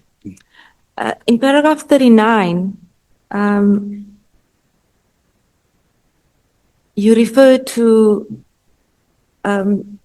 General Mkhwanazi and Minister Becky Cele, and that they were involved in a tender that was awarded to Magma Security. And at this point, I just want to note that you've been saying in your statement that you've been conducting a number of operations in relation to General Mkhwanazi. And when you refer to these operations, you refer to, I've learned this and I've learned that. But it's not quite clear where this is going and how this investigation is going in relation to these different aspects that you seem to be learning about. Are there real investigations being conducted, and where's the information, the real sort of evidence that can corroborate these learnings that you've acquired through your investigations with on General Mkhwanazi? But speak to us about paragraph 39 when you refer to this Magma Security. Was there an investigation conducted in relation to any irregularity about the security company, or is it just another learning curve? Okay. Where I use the word I have learned, mostly I'm referring to the information that I have. And I also realized, I don't know if Chair will, in paragraph 39, sentence number 3, where I talk about Magma Security. There, remember we're doing this virtually, I was saying may have conducted the downloading mirrors. May it be rectified, please. Yes, there's a company by the name of Magma in KZN. And there is, of course, a litigation and of another company that is fighting for the same tender in KZN about Magma. And I also learned that, remember, there is a device, a machine, and I can see it's not listed here. There are 3 companies which have this. It's called Cellbrite. This Cellbrite machine is the only machine which, when General Mkhwanazi was here saying to members, they can retrieve messages and see and whatever. So, with the information I have, in South African Police Service, there's no one who's able to use that machine. There are 3 companies in possession of these machines, that is Magma and these other 2 companies. Now, because of the relationship Magma has with General Mkhwanazi, that's where the suspicion is thrown that it was actually used to, even all these messages about Cat, Mamang and Mama, it is this company that has done that thing. Hence, I believe many messages which were not in favor of certain people who were deleted is because of this machine, and Magma has this machine. But you have no proof of the allegations made in paragraph 39. As I said, I'll give information, and the committees here, I did the same with Matlanga. Information I give, I must probably be told, bring us people to corroborate this, what you are saying, so that corroboration can convert the information I have to the evidence that you want here. And those people that you're referring to in relation to these investigations that you've conducted, and that they would be able to come and corroborate, what are they currently doing with this information? They are police officers. No, but my question is, what are they currently doing with this with the information? Because these allegations are serious, and everybody's sitting on it, and you're saying you're learning from it. But what is happening in respect of these serious allegations that you're making? Yeah, you see, there is something that probably I can quote. I was so happy to see it being mentioned by the chairperson of the committee about these mafias who are not dangerous but invincible because they are running government. It's a similar thing about cases which are open. The case that led to the arrest of Lieutenant General Kumalo, Lekalakala, Lushaba, and those generals, it was opened 2 times. They could not be arrested. It was by luck that the matter was then, through a certain referral to IDEC, the matter was then investigated and they were arrested. You could still ask a question, if they were able to be arrested by IDEC, why were they not arrested when the matter was opened in Cape Town or Soweto? It's because somebody must say yes. If I give you a proof that a property has been bought for 22 million, it's not in the name of the state. If it is on the name, probably it was changed. But there is a title deed that shows the name of the person whom the property was registered on. And this, where I'm sitting, is the last line of defense. I believe you can call whoever and say, here's the title deed. How did you buy this property on the name of this individual? So you're saying in order for the committee to step in and deal, or rather you consider the committee the last avenue or the last sort of resort that can come in and assist. But how will it do it? Must it now call these people that will come and corroborate whom you have not mentioned here? Will you give the names later? How is the committee going to come to your assistance if you haven't given it enough information?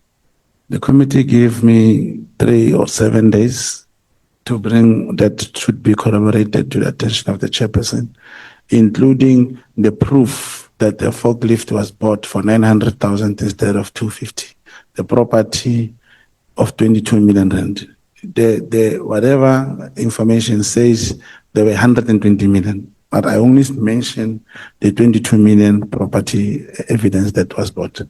Now, imagine I was with the evidence leader yourself yesterday, but we still cannot produce it here because it's classified. Now, I said, remember, I'm a layman. I cannot make statements, but if the committee feels to compel whoever, probably the NPA, probably whoever, say, here's the information, why are you not acting? Probably something will happen. Yeah, but there are also other serious allegations you make. The properties aside, you're saying that there are cases that are not being furthered, there are cases that are being opened but not prosecuted, or they're not allowing cases to be opened. And it seems that that information should be readily available, especially the ones that you've mentioned here in your statement. Yeah, but remember, that is classified information. Probably if the committee could summon the IGI or have access to the IGI report in whichever way that is allowed in terms of the law, then we will not talk about those things. Everything is there.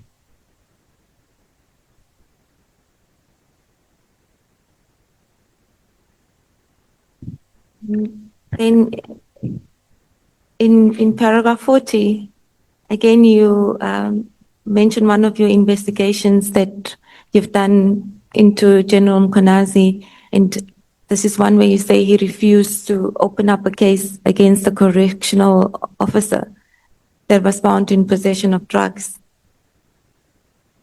Where is this case currently at? Or do you want us to, or maybe do you want to explain first how you've learned of this information? How did you, if this was one of your formal operations that you participated in, or it's just something that you've heard about through the grapevine? No. I remember it's me who spoke to General Mkonazi. And when he appeared here, at least he had his phone. Our phones are not in our possession. In his phone, he was able to produce my communication with himself, where I sent him a proof of the OB entry from Mbangini police station. The case was open. The officer could not be arrested because he intervened. And on his response, he did explain to me exactly what happened and why he felt the officer should not be arrested, and that the drugs were found in the rubbish bin outside. But this is not the only case which was open. I did mention a matter of Rustenburg, where there were Zamazamas and people with unlicensed firearms. There were some shooting 2 days before information came. And because this thing works in Rustenburg, that's when we brought in the tactical management operations, TOMS, operation management system for the DPCI. And they came there, they had to sit somewhere, and at a particular period, chairperson, they went into the place, they found my security officers wearing black uniform, having their firearms also. They demanded each and everyone to see the permits, to see the licenses. Security officers produced, and they let them, they gave them back their ammunition, then they went to take cover again. At the right time, from the information that was provided, those guys came, and the police arrived. They pointed those people, is in the exhibit. They were all lying on the floor. The pictures of rifles were there and the firearms. The case number was open. The people were detained. They were given rights. All the firearms were put in the SAP 13. That's when the problem started now. Receiving a call from General Mboto, he was still a Major General, talking to the arresting officer. Why are you detaining those people? Those people are officers. Arresting officer responding to him, no, General Mboto. We went there first. This is what we found, the firearms with permit with the security. These ones are not security officers. That's when, 20 minutes later, the former head of Hawks, General Lebeya, he also called the arresting officer on the same information. Arresting officer said, no, these are firearms. They don't belong to security company. But if I just conclude, then this is what happened. 2 days later, those people were released and they were given back all those rifles. Those rifles were never subjected to ballistic testing. We don't even know whether they were involved in any crime before or so forth, but they were released. I'm showing you that there was another operation which took place where people were arrested, but because of whoever makes decisions decided let them be released. It happened. Just like in Mpumalanga, where the correctional officer was just let to go.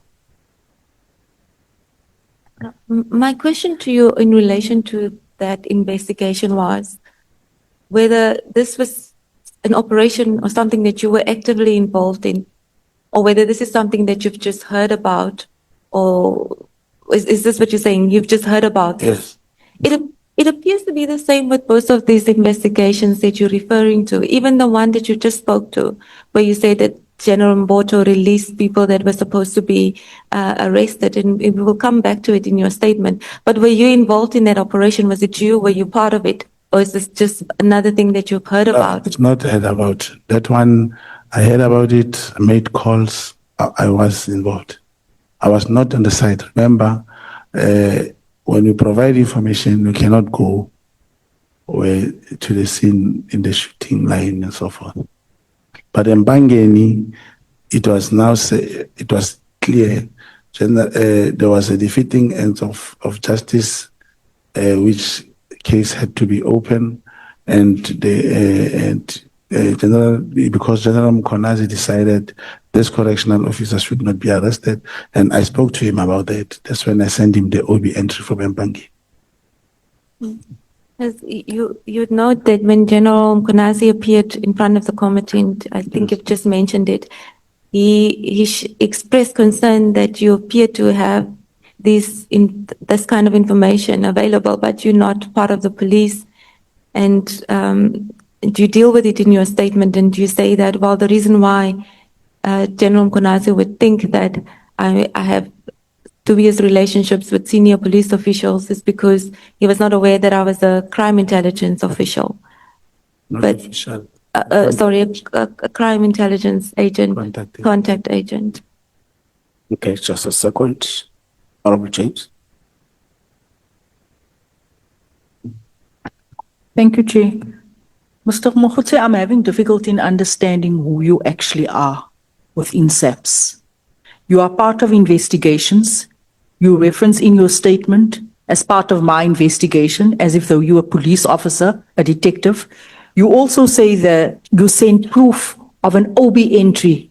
An OB entry, that is the book in SAPS at the station, at the local station.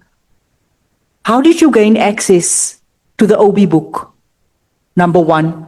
Number two, you also say in your paragraph 40 that the correctional officer who was accused of being in possession of drugs, right? You are this detective within SAPS. The drugs wasn't found on the member. The drugs was found in the bin at the home. And this is why it was recorded in the OB book. So why are you saying that General Kwanazi refused to arrest someone that was not found in possession of drugs? There's a big, big difference when it comes to being in possession, dealing and trafficking in how it is recorded. And how did you gain access to the OB book? Who sent you that photo of the OB book with this recording? Because you are not a member of SAPS. Thank you, Chairperson. It is unfortunate that this has happened and I'm there. And it's going to happen in so many ways and it's going to continue to happen to have access to information by nature of what I told you I am. Now, it is true, you see, where I say we discovered he refused to arrest the correctional officer, indeed, that is the response which General Mkonazi has sent to me after I send him the OB. Now, the question is to where do I get the OB? A network of sources, informant, for the coming period, I'll always say my source, my handler, because unless if the OB is fictitious, that we produce the fake OB, then it's a problem. But if it's an official OB that comes from SAPS through me as an agent, it has happened. Unless, I don't know how to put it, but that's what happened. Thank you so much, Chair. Are you aware of the National Instruction 2 of 2001 that basically governs what handlers and what agents are meant to do and how operations are meant to unfold? You are not supposed to be having information. You are supposed to be informing and providing information. Are you aware of the national instruction? This isn't just done any which way. I've been listening to you the entire morning, speaking about rates, recruitment rates. There's no such thing. There's absolutely no such thing. We are governed here. We don't come here and we say this is how things work. You are recruiting people. People are working for you. It's like you are the SAPS member here. Your entire statement gives us the impression that you are a member of South African Police Service, which you are not. You are an informant and you are governed by National Instruction 2 of 2001. It doesn't make sense, everything that you are telling us here all morning. My investigation, it is not your investigation. Speaking of your informants, there was a problem, there was a flat rate, there was a standard rate, there was a recruitment rate of 1,200 Rand. No, there's no such thing. Thank you, Chair. Okay, Mr. Mkhotsi. The honorable member and myself, we are in two different worlds. I can show you, just that I cannot give you names, but I have 10 handlers who can corroborate how much informants have been paid, how many have decided to quit. It even happened in my hometown where they discovered more than 30 laptops and he was given 500 Rand. He threw it to those police officers. I can hear it's referring me to a particular act of the law, which, laymen like me will just work with his handler, get the information, work on that. And this informant are not recruited by me, Chairperson. You get to identify him, tell your handler. Your handler will probably even talk to another detective in another town about this information and say there is an informant that side. You get that there is an informant who's staying maybe in Langa, but he's not in good relationship with the police in Langa. A handler here will be able to get the station commissioner in Langa, talk to him without showing them this informant, and still operate and arrest the suspects. That is the point I'm trying to make. Okay, Mogotsi, proceed. Okay. Then just further, before we close on your investigations on General Mkhwanazi, I mean, we've seen throughout your statement and you've given now your testimony on various investigations that you were trying to conduct in relation to General Mkhwanazi. And it appears from your statement that there was a build-up to something. Because if you look at, for instance, at paragraph 48 of your statement, it says, I wanted to create an impression that I was close to the minister, and you wanted to sort of get closer to almost draw General Mkhwanazi in. What were you trying to achieve there? And then you read paragraph 48 together with paragraph 53.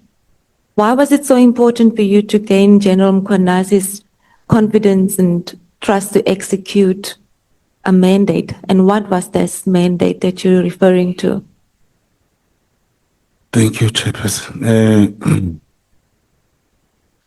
You see, maybe I should clarify that part of investigation. Collection of information, transferring of information, it can only exist through investigation. When you send someone to do something, either to a bar where people are drinking, that person go and sit there. He's there to investigate. He cannot just get sent and say, ladies and gentlemen, now I'm here. Now I want to know who's selling. He has to investigate. He has to identify the people that you sent him to go and look for.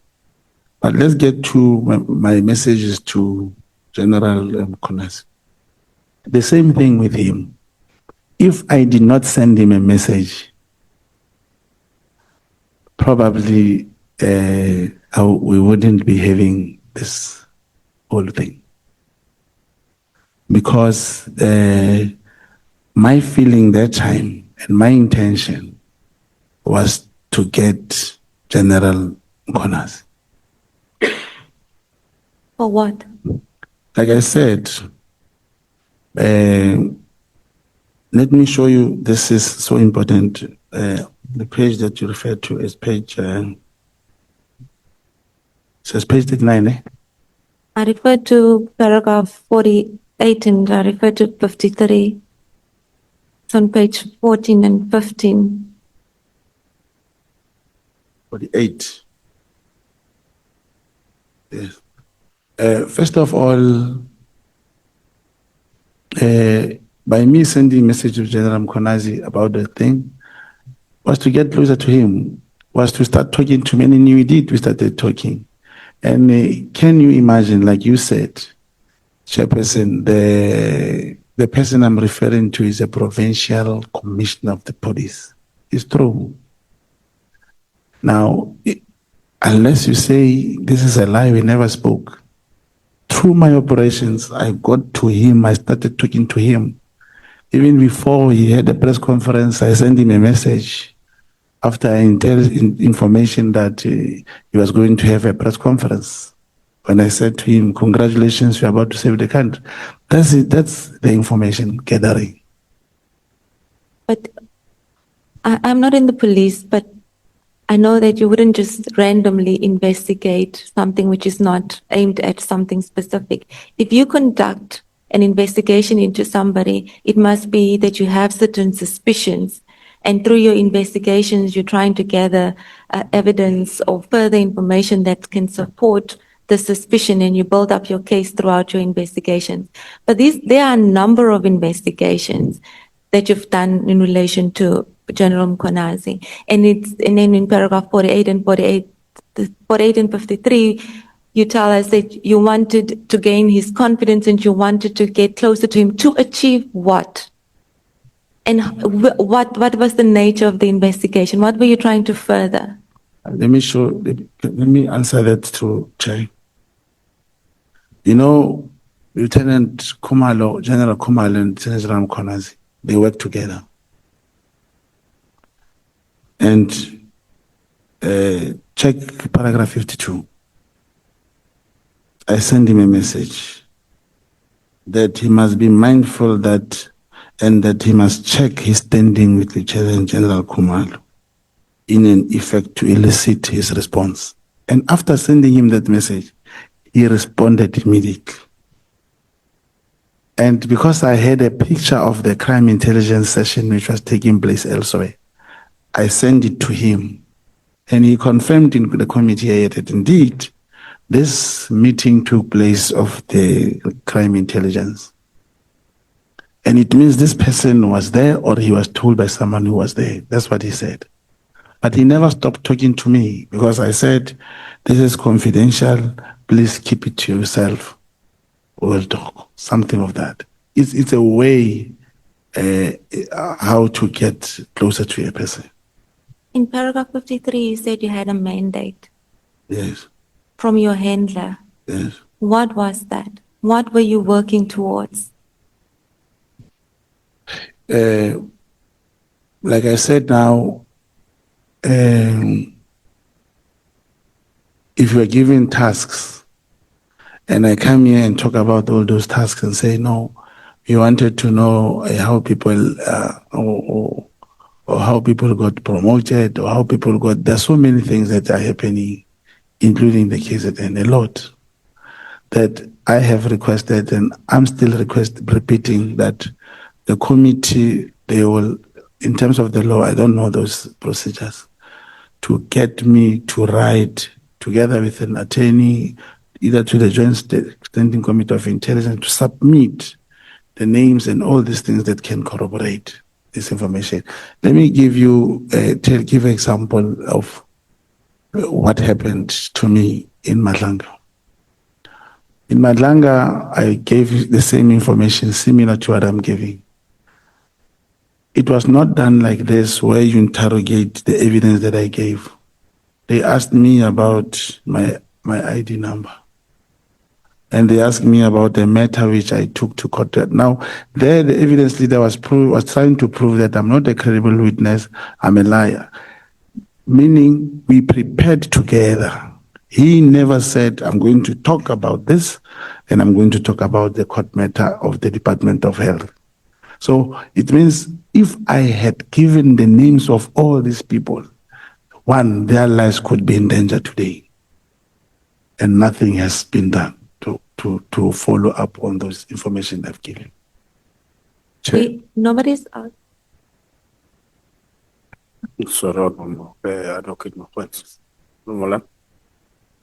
Thanks, Chair.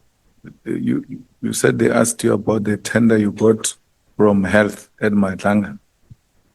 The tender that The tender that you got at Madlanga. You said they asked you about the ID and the tender. Yes, and I can clarify which tender what happened. Yeah.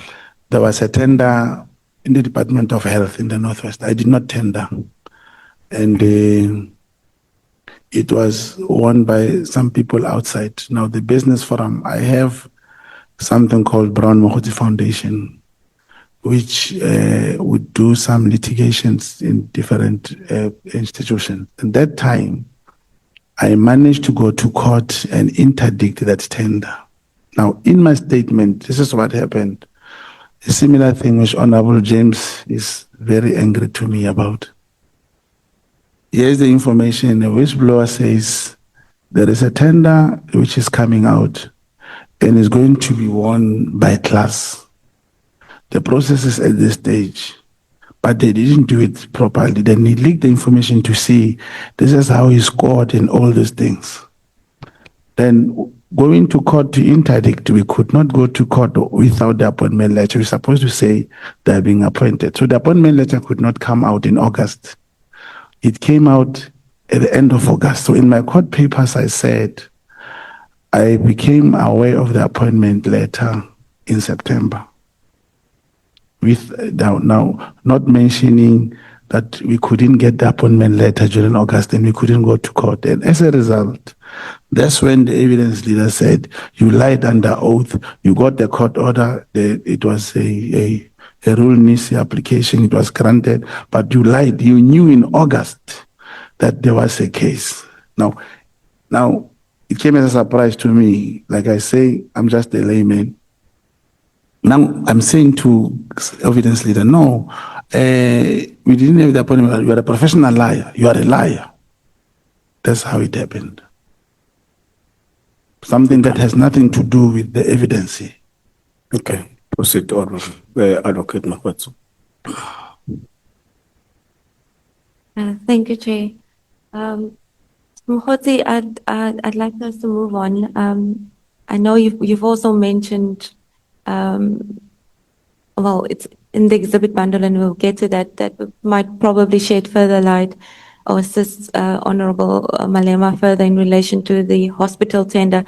That judgment that was granted in Northwest in relation to that tender is part of the exhibit bundle, and I'd also like to deal with it further at a later stage. I'm just mentioning it for you to note.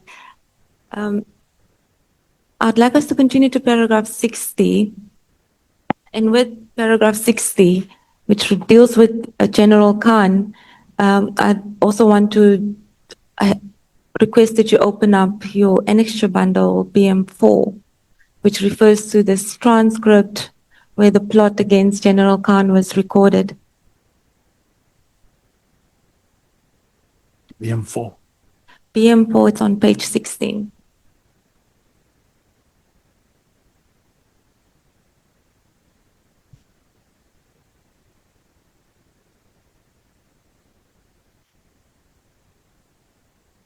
So before we get into it, just on General Khan, yeah, Index. it's the black bundle, the Index. black, yeah, Sorry.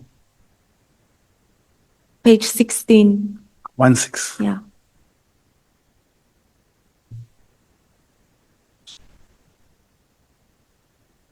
That's correct. So just to put on record, General Khan, how well do you know him, and what is your relationship with General Khan That during the recording, at any given point, and how long have you known him? I've known the name General Khan in the intelligence sector and I didn't know him. Even when I conducted this 252A, I didn't know him. I got to meet General Khan once with my handler after this recordings and everything were done. He just said, he was in the car. He said, "Here's General Khan," and I greeted him, and that was the last time I met him. That was the last time I saw him. Now, in BM4, before we get into the content of it and deal with your engagement with General Mkonazi in relation to General Khan, now there is a transcript on page 16. This plot against General Khan, I believe that this is supposed to be a recording, and you've referred to it earlier, a recording of a conversation with a witness that was supposed to testify at the disciplinary hearing of General Khan. That's correct. Now, on top of the page, the parties are not clearly described. It's just reference is made to main 1, main 2, main 3. Were you one of the parties? That's correct. Which one are you? I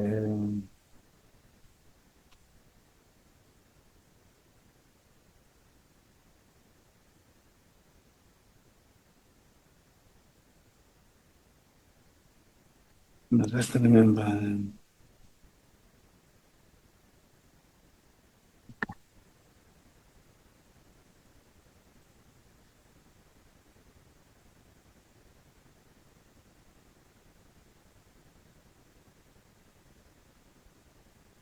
I think I'm man 2. You meant two. Are you able to identify the other ones? No, can I identify? Let me just continue.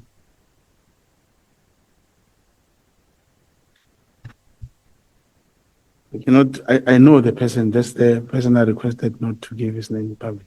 I know the person. The number, all three, all 1, 2, 3, I know all of that. I know number 1 and number 3. You indicate which of the three was going to be the witness, Number 1. number one. And the role of number three? Make with the.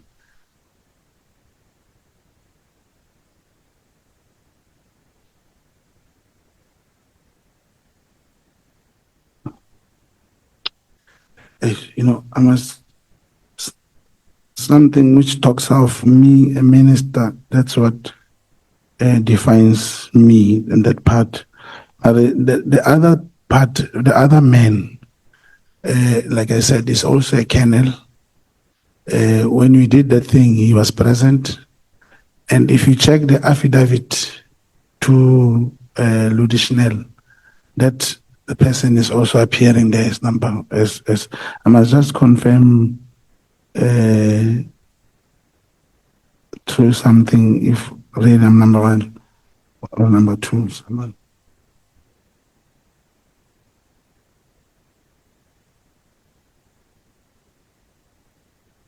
Yeah, then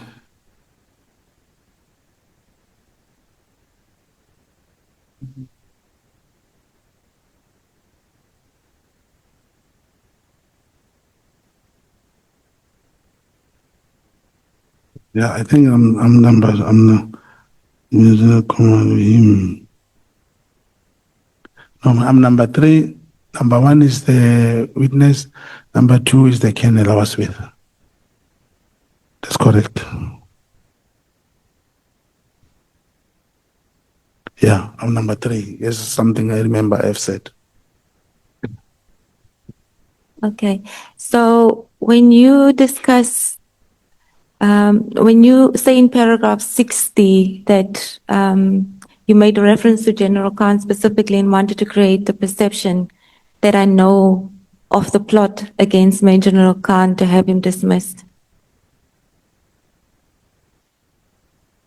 If you were engaging with the witness, and it seems that you did in fact know of such a plot.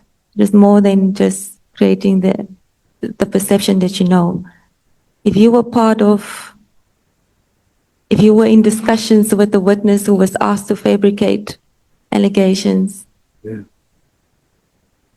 No, when I say I didn't know General Khan, indeed I didn't know General Khan. I knew him in this intelligence circle, but I also knew of this General Khan. It also came to the media that he was being given a notice of disciplinary hearing and so forth. I knew that he was going to be subjected to disciplinary hearing. So how did you know about it? General Khan he's in KZN? Is he stationed in KZN? Where is he? No. What is his position? Someone called this Major General, and I think he's. No, where is he stationed? In what division? I cannot confirm it on. So how did you become involved in this? No, remember,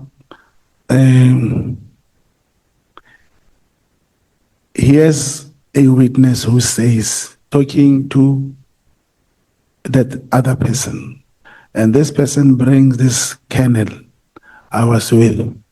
Now, the colonel knows that the work that who am I, he knows, and he's also close to my handler. Now, the colonel cannot tell another colonel that if you give us this information, we'll give you promotion. He cannot do that. He had to get someone in neutral and come there and say, no, I can do this for you. That time it was me to give me that information. Now, after he told me, that's when I told my handler and then we applied for these processes. So I didn't know, it was just a task. No, sorry, I'm not sure I got the explanation. How you keep referring this person. It's not clear how you. Man one is the witness. No, this is prior to the recording because you must have obviously have known about this before you decided to record. Yes. Because there was a whole 25A that happened, I believe, before this recording took place, isn't it? That's what you told us earlier. Yeah, it was done. The in 25A preparation. was to record this. Yes. So prior to all of this happening, how did you get involved in this whole thing? Like I said in intelligence circle, there's no way, how can I put this? Let me give it in this way. You remember when General Mogotsi was talking, he said, I told him a head of intelligence in KZN was retiring in his statement. That's what he said. In intelligence circle, you will know something. It's not, and I didn't even know the name of that head of intelligence. You will know something about someone. You will know there is a particular general. You'll know him, but not that you interact with him or you know the general. No, I didn't know him. But we heard that there was this truck passed somewhere at some past years, and this particular general, obviously my handler knew this general. He'll talk about him, and the co-handler will talk about him. They know each other, but I'm not meeting with any general. Are you saying your handler gets you involved in everything that he hears about without coming to you with a proper briefing about what this operation is about so that you can have proper background? Because now every time you talk about an investigation, it's I've heard, it's a this, it's a that. We don't get a sense of a proper briefing that will contextualize or that will give proper background to the investigations that you were conducted. Yeah, obviously, Chairperson, if I have to do that, it means it will take very long to say it was Monday, we met 9 o'clock, he came with papers and he was trying to brief me. No, I'm giving you an information that you are able to comprehend. I'm saying if this handler comes to me and say, there is this information about so-and-so who wants to tell us something about a plot, but I got it from another kennel way. That time, I don't know that kennel. Then that kennel comes to me and say, yes, indeed, this man, he has something to do, but he wants something in return. He has something to tell us, but he wants something in return. All right? Now, can you play this role so that you can be the person who claims to be able to give him what you want? That's where I fit in. I don't need to know because it's like now you ask me like about general. Let me give example about my handler. I don't know the name of his wife. I don't know his kids. I don't know anything about him, but I know he's my handler. I work with him. I don't go back deep into those things. So what made you bring up General Khan in your conversation with General Kanasi? What is it why did you discuss General Khan with him? What role did General Kanasi play in all of this? I don't know. Remember when General Kanasi responds, I'll forward my handler and say, hey, Baba, now this man is saying 1, 2, 3. He'll give me a clue what to say. Then I'll just, sometimes I copy and paste. Sometimes I add something, but it must be in line with the instruction of the handler. If the handler say, if you remember the message, after I sent him the crime intelligence thing, I said, General Khan will brief you. But he didn't ask General Khan. That's how the mind works. If there were disciplinary proceedings pending against General Khan in relation to whatever misconduct he might have committed, why did you see the need to go and play a role and go as far as participating in a recording to get closer to the event? Why did you participate in this? Hey, a job is a job. Even if it was General Jumbo, if it was General whoever, if the task says that, let's say it was a colonel or whoever, I will still participate if there's a task that I'm able to do. Doesn't necessarily mean it's supposed to be General Khan for me to participate. You won't believe I was so surprised when I saw him. I thought they were referring to someone very huge. And I just saw, it was the first time I saw him. He was sitting in the car.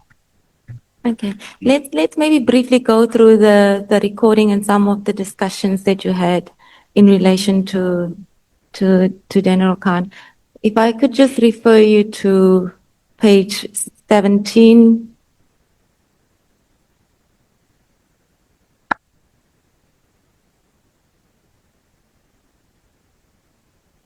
But before we do that, have you had any prior dealings with witness one, who is the person who was going to come and testify against General Khan? And what made you believe that he was credible enough to want to participate? Why is it that you could, just by him saying, I've been asked to fabricate facts, decide to go and get involved?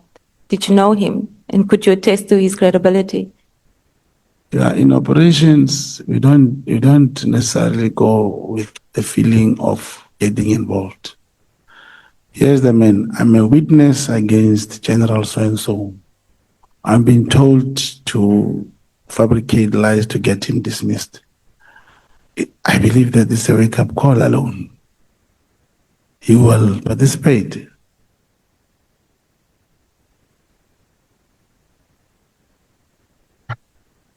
So witness one appears to have had quite a bit to say while you were talking to him about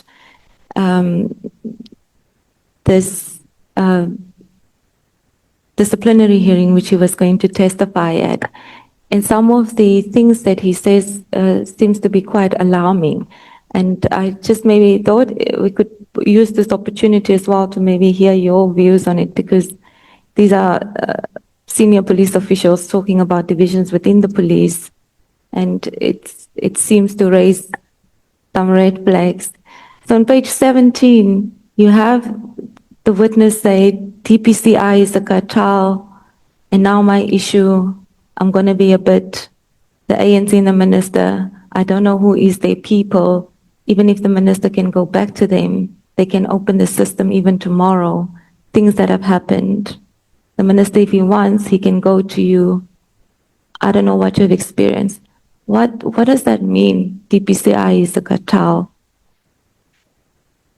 Number one was giving his frustrations, and the reason he wanted a post, according to him, he qualified. That's why if you go to the other paragraph, he says he had qualified, but they didn't appoint him, and all those things have been closed. And then he said, no, even if the minister can go back to them, they can open the system even tomorrow. Things that have happened. The minister, if he wants, he can give that to you. I don't know what you have experienced. You know, he's telling me how I must talk to the minister and see to it that he opened this opportunity for him so that he can be appointed. The other thing that I've noticed about this particular witness is you mentioned the Rustenburg operation that happened, and that, you know, people were lying on the ground. Yes. In Northwest. Now, this witness is also referring to this, and it seems that it was his operation and not yours, because he's talking about management 10+1 in the morning, and he's talking about the firearms that were not verified. Yes. But in your statement, you say it's your operation. Yes. So why is that? If you check the statement, the first thing I said is I knew the person because I operated with him before. Sorry? If you check the statement, I did say I knew the person was there. From where we were reading, me and you, from the Matlanga statement, check it. I did mention I knew him because he operated before. In paragraph 100, you talk about this.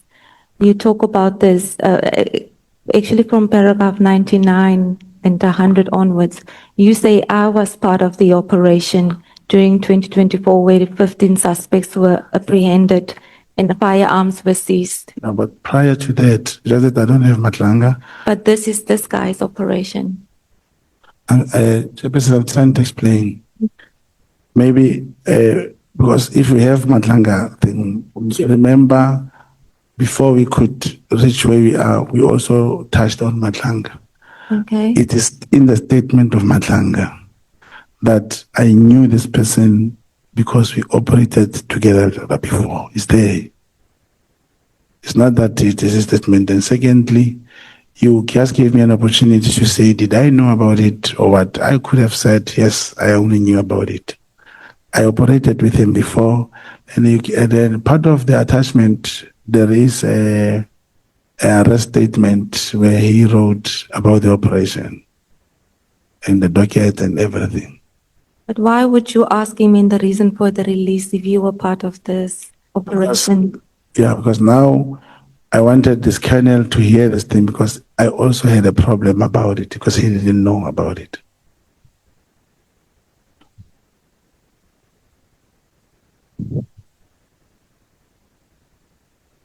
Where is witness one stationed, or would you be giving away too much information? Where is what? Where is witness one stationed? What is in which division is he? Yeah, but it's exactly what I told you. Some information when you give a background to know the exact person. But it is there on the statement. I wish you could look at it without mentioning it is there. Even it is abbreviated on that thing. And even in the station is there, or in the statement, on the annexes. I think is there. Well, just if you look at the paragraph page 19 of the annexure bundle and the conversation around this particular operation, it seems that you were engaging with him and you were asking, are there firearms from security? It looks like you were hearing this for the first time, the manner in which you engage with this witness in relation to the events that happened. I was leading him to tell the person I was with, because the guy is also from crime intelligence, and there was no way I could tell him this number 3. There was no way I could tell him about that particular operation. But if you get the statement from the arrest, they'll tell you of the person, the source, and you see the description of the source, and it's one of the people who can corroborate about that particular thing. Where will we get that? Okay, he is available to corroborate that as to my involvement. I was not at the scene like I told you, but he can give you the exact. So what was your role in this operation? It's when you know the place, when you know the person who was complaining, because it was that operation is in my province, is where I come from. If some few police officers were complaining about these samasamas, how they do their things. So what was your role? Is to tell him, if you are able to bring a manpower, come this side, meet this police person, and he has information, then they meet, they start talking, and they bring the manpower and arrest the people. That's the information we give. I was not on site, I was not there.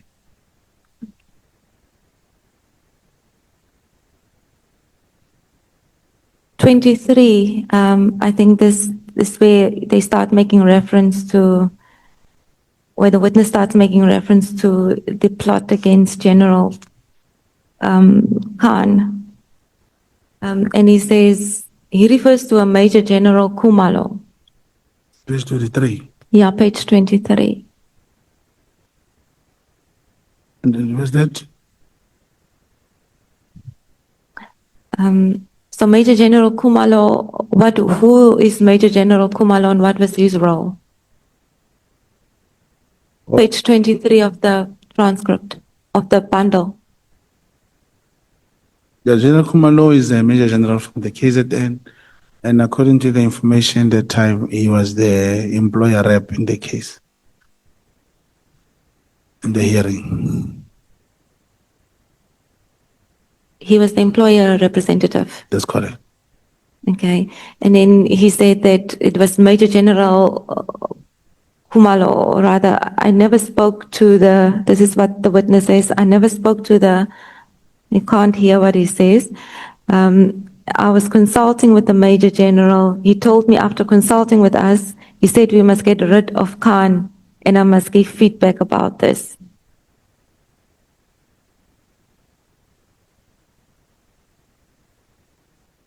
So is he saying that Major General Kumalo asked him to get rid of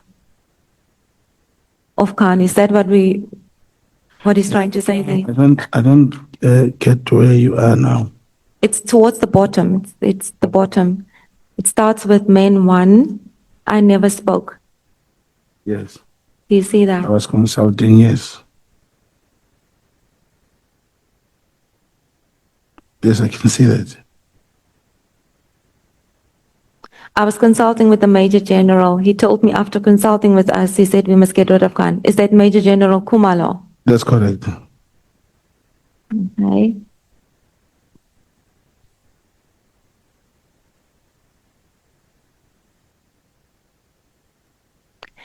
And so it continues on page 24, where he talks about crime intelligence and how it's not good there.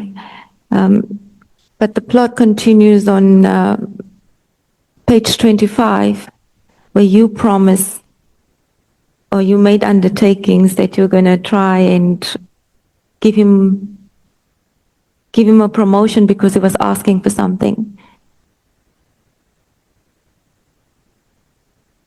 And it's at the bottom also.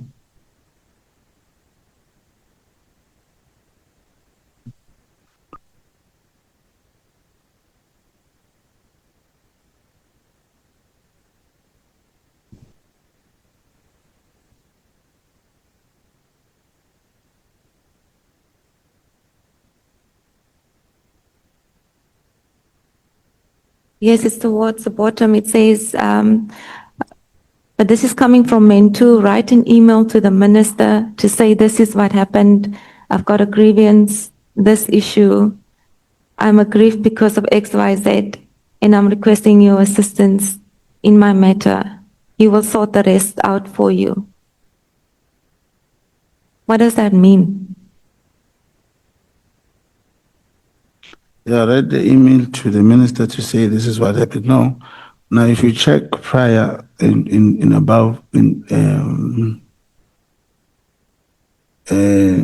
25, there's box number main 3, main 1, main 3, main 1.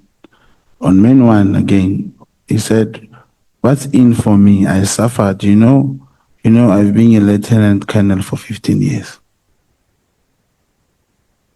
But now, no, but we will make a deal. I know 16 years. I can make it for you tomorrow.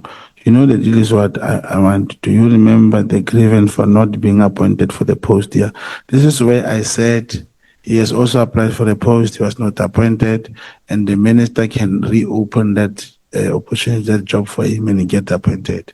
So here, that's when I was advised to write the email about that grievance so that we can get the minister to sort him out.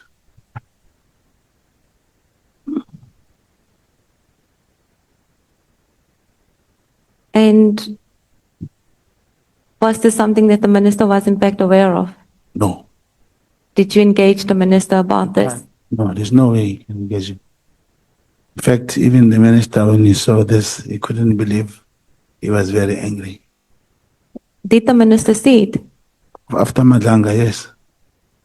Did you get in touch with the minister to discuss this? No. You said he was very angry. They are very, very angry. I heard from Ngabinde when he said, how do you do all these things? And it's unfortunate, I can tell you, should there be another operation having the name of anyone, if it brings what can save the country or anyone from being done anything to, I can do it again. Okay. Now on page 29 to page 30. Thank you, Chair. I think what the evidence leader has asked the witness, the answer is not clear.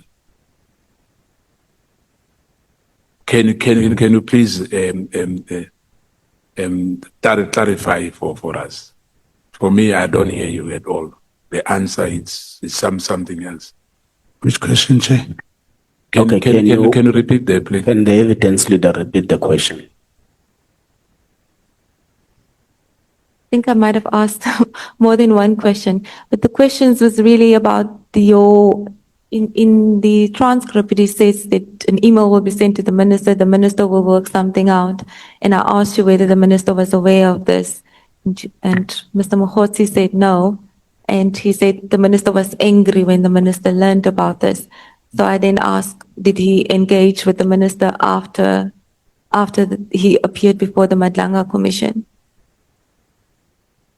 No, I never engaged with the minister. I'm saying Cedric Kabinde did tell me, but it's not because of the ad hoc or the Madlanga. I cannot call Comrade Senzo Mdumo. I believe if there's anything that he really needs to talk to me about, I believe he can still call me. It is because of how things are. Everyone is doing whatever he's doing, but he did not like, Ngabinde told me, he did not like to see his name being used in operations that are like this. He told me. Okay, at that point, let's take a break for 30 minutes. We'll come back, members, at 1:30. House is adjourned.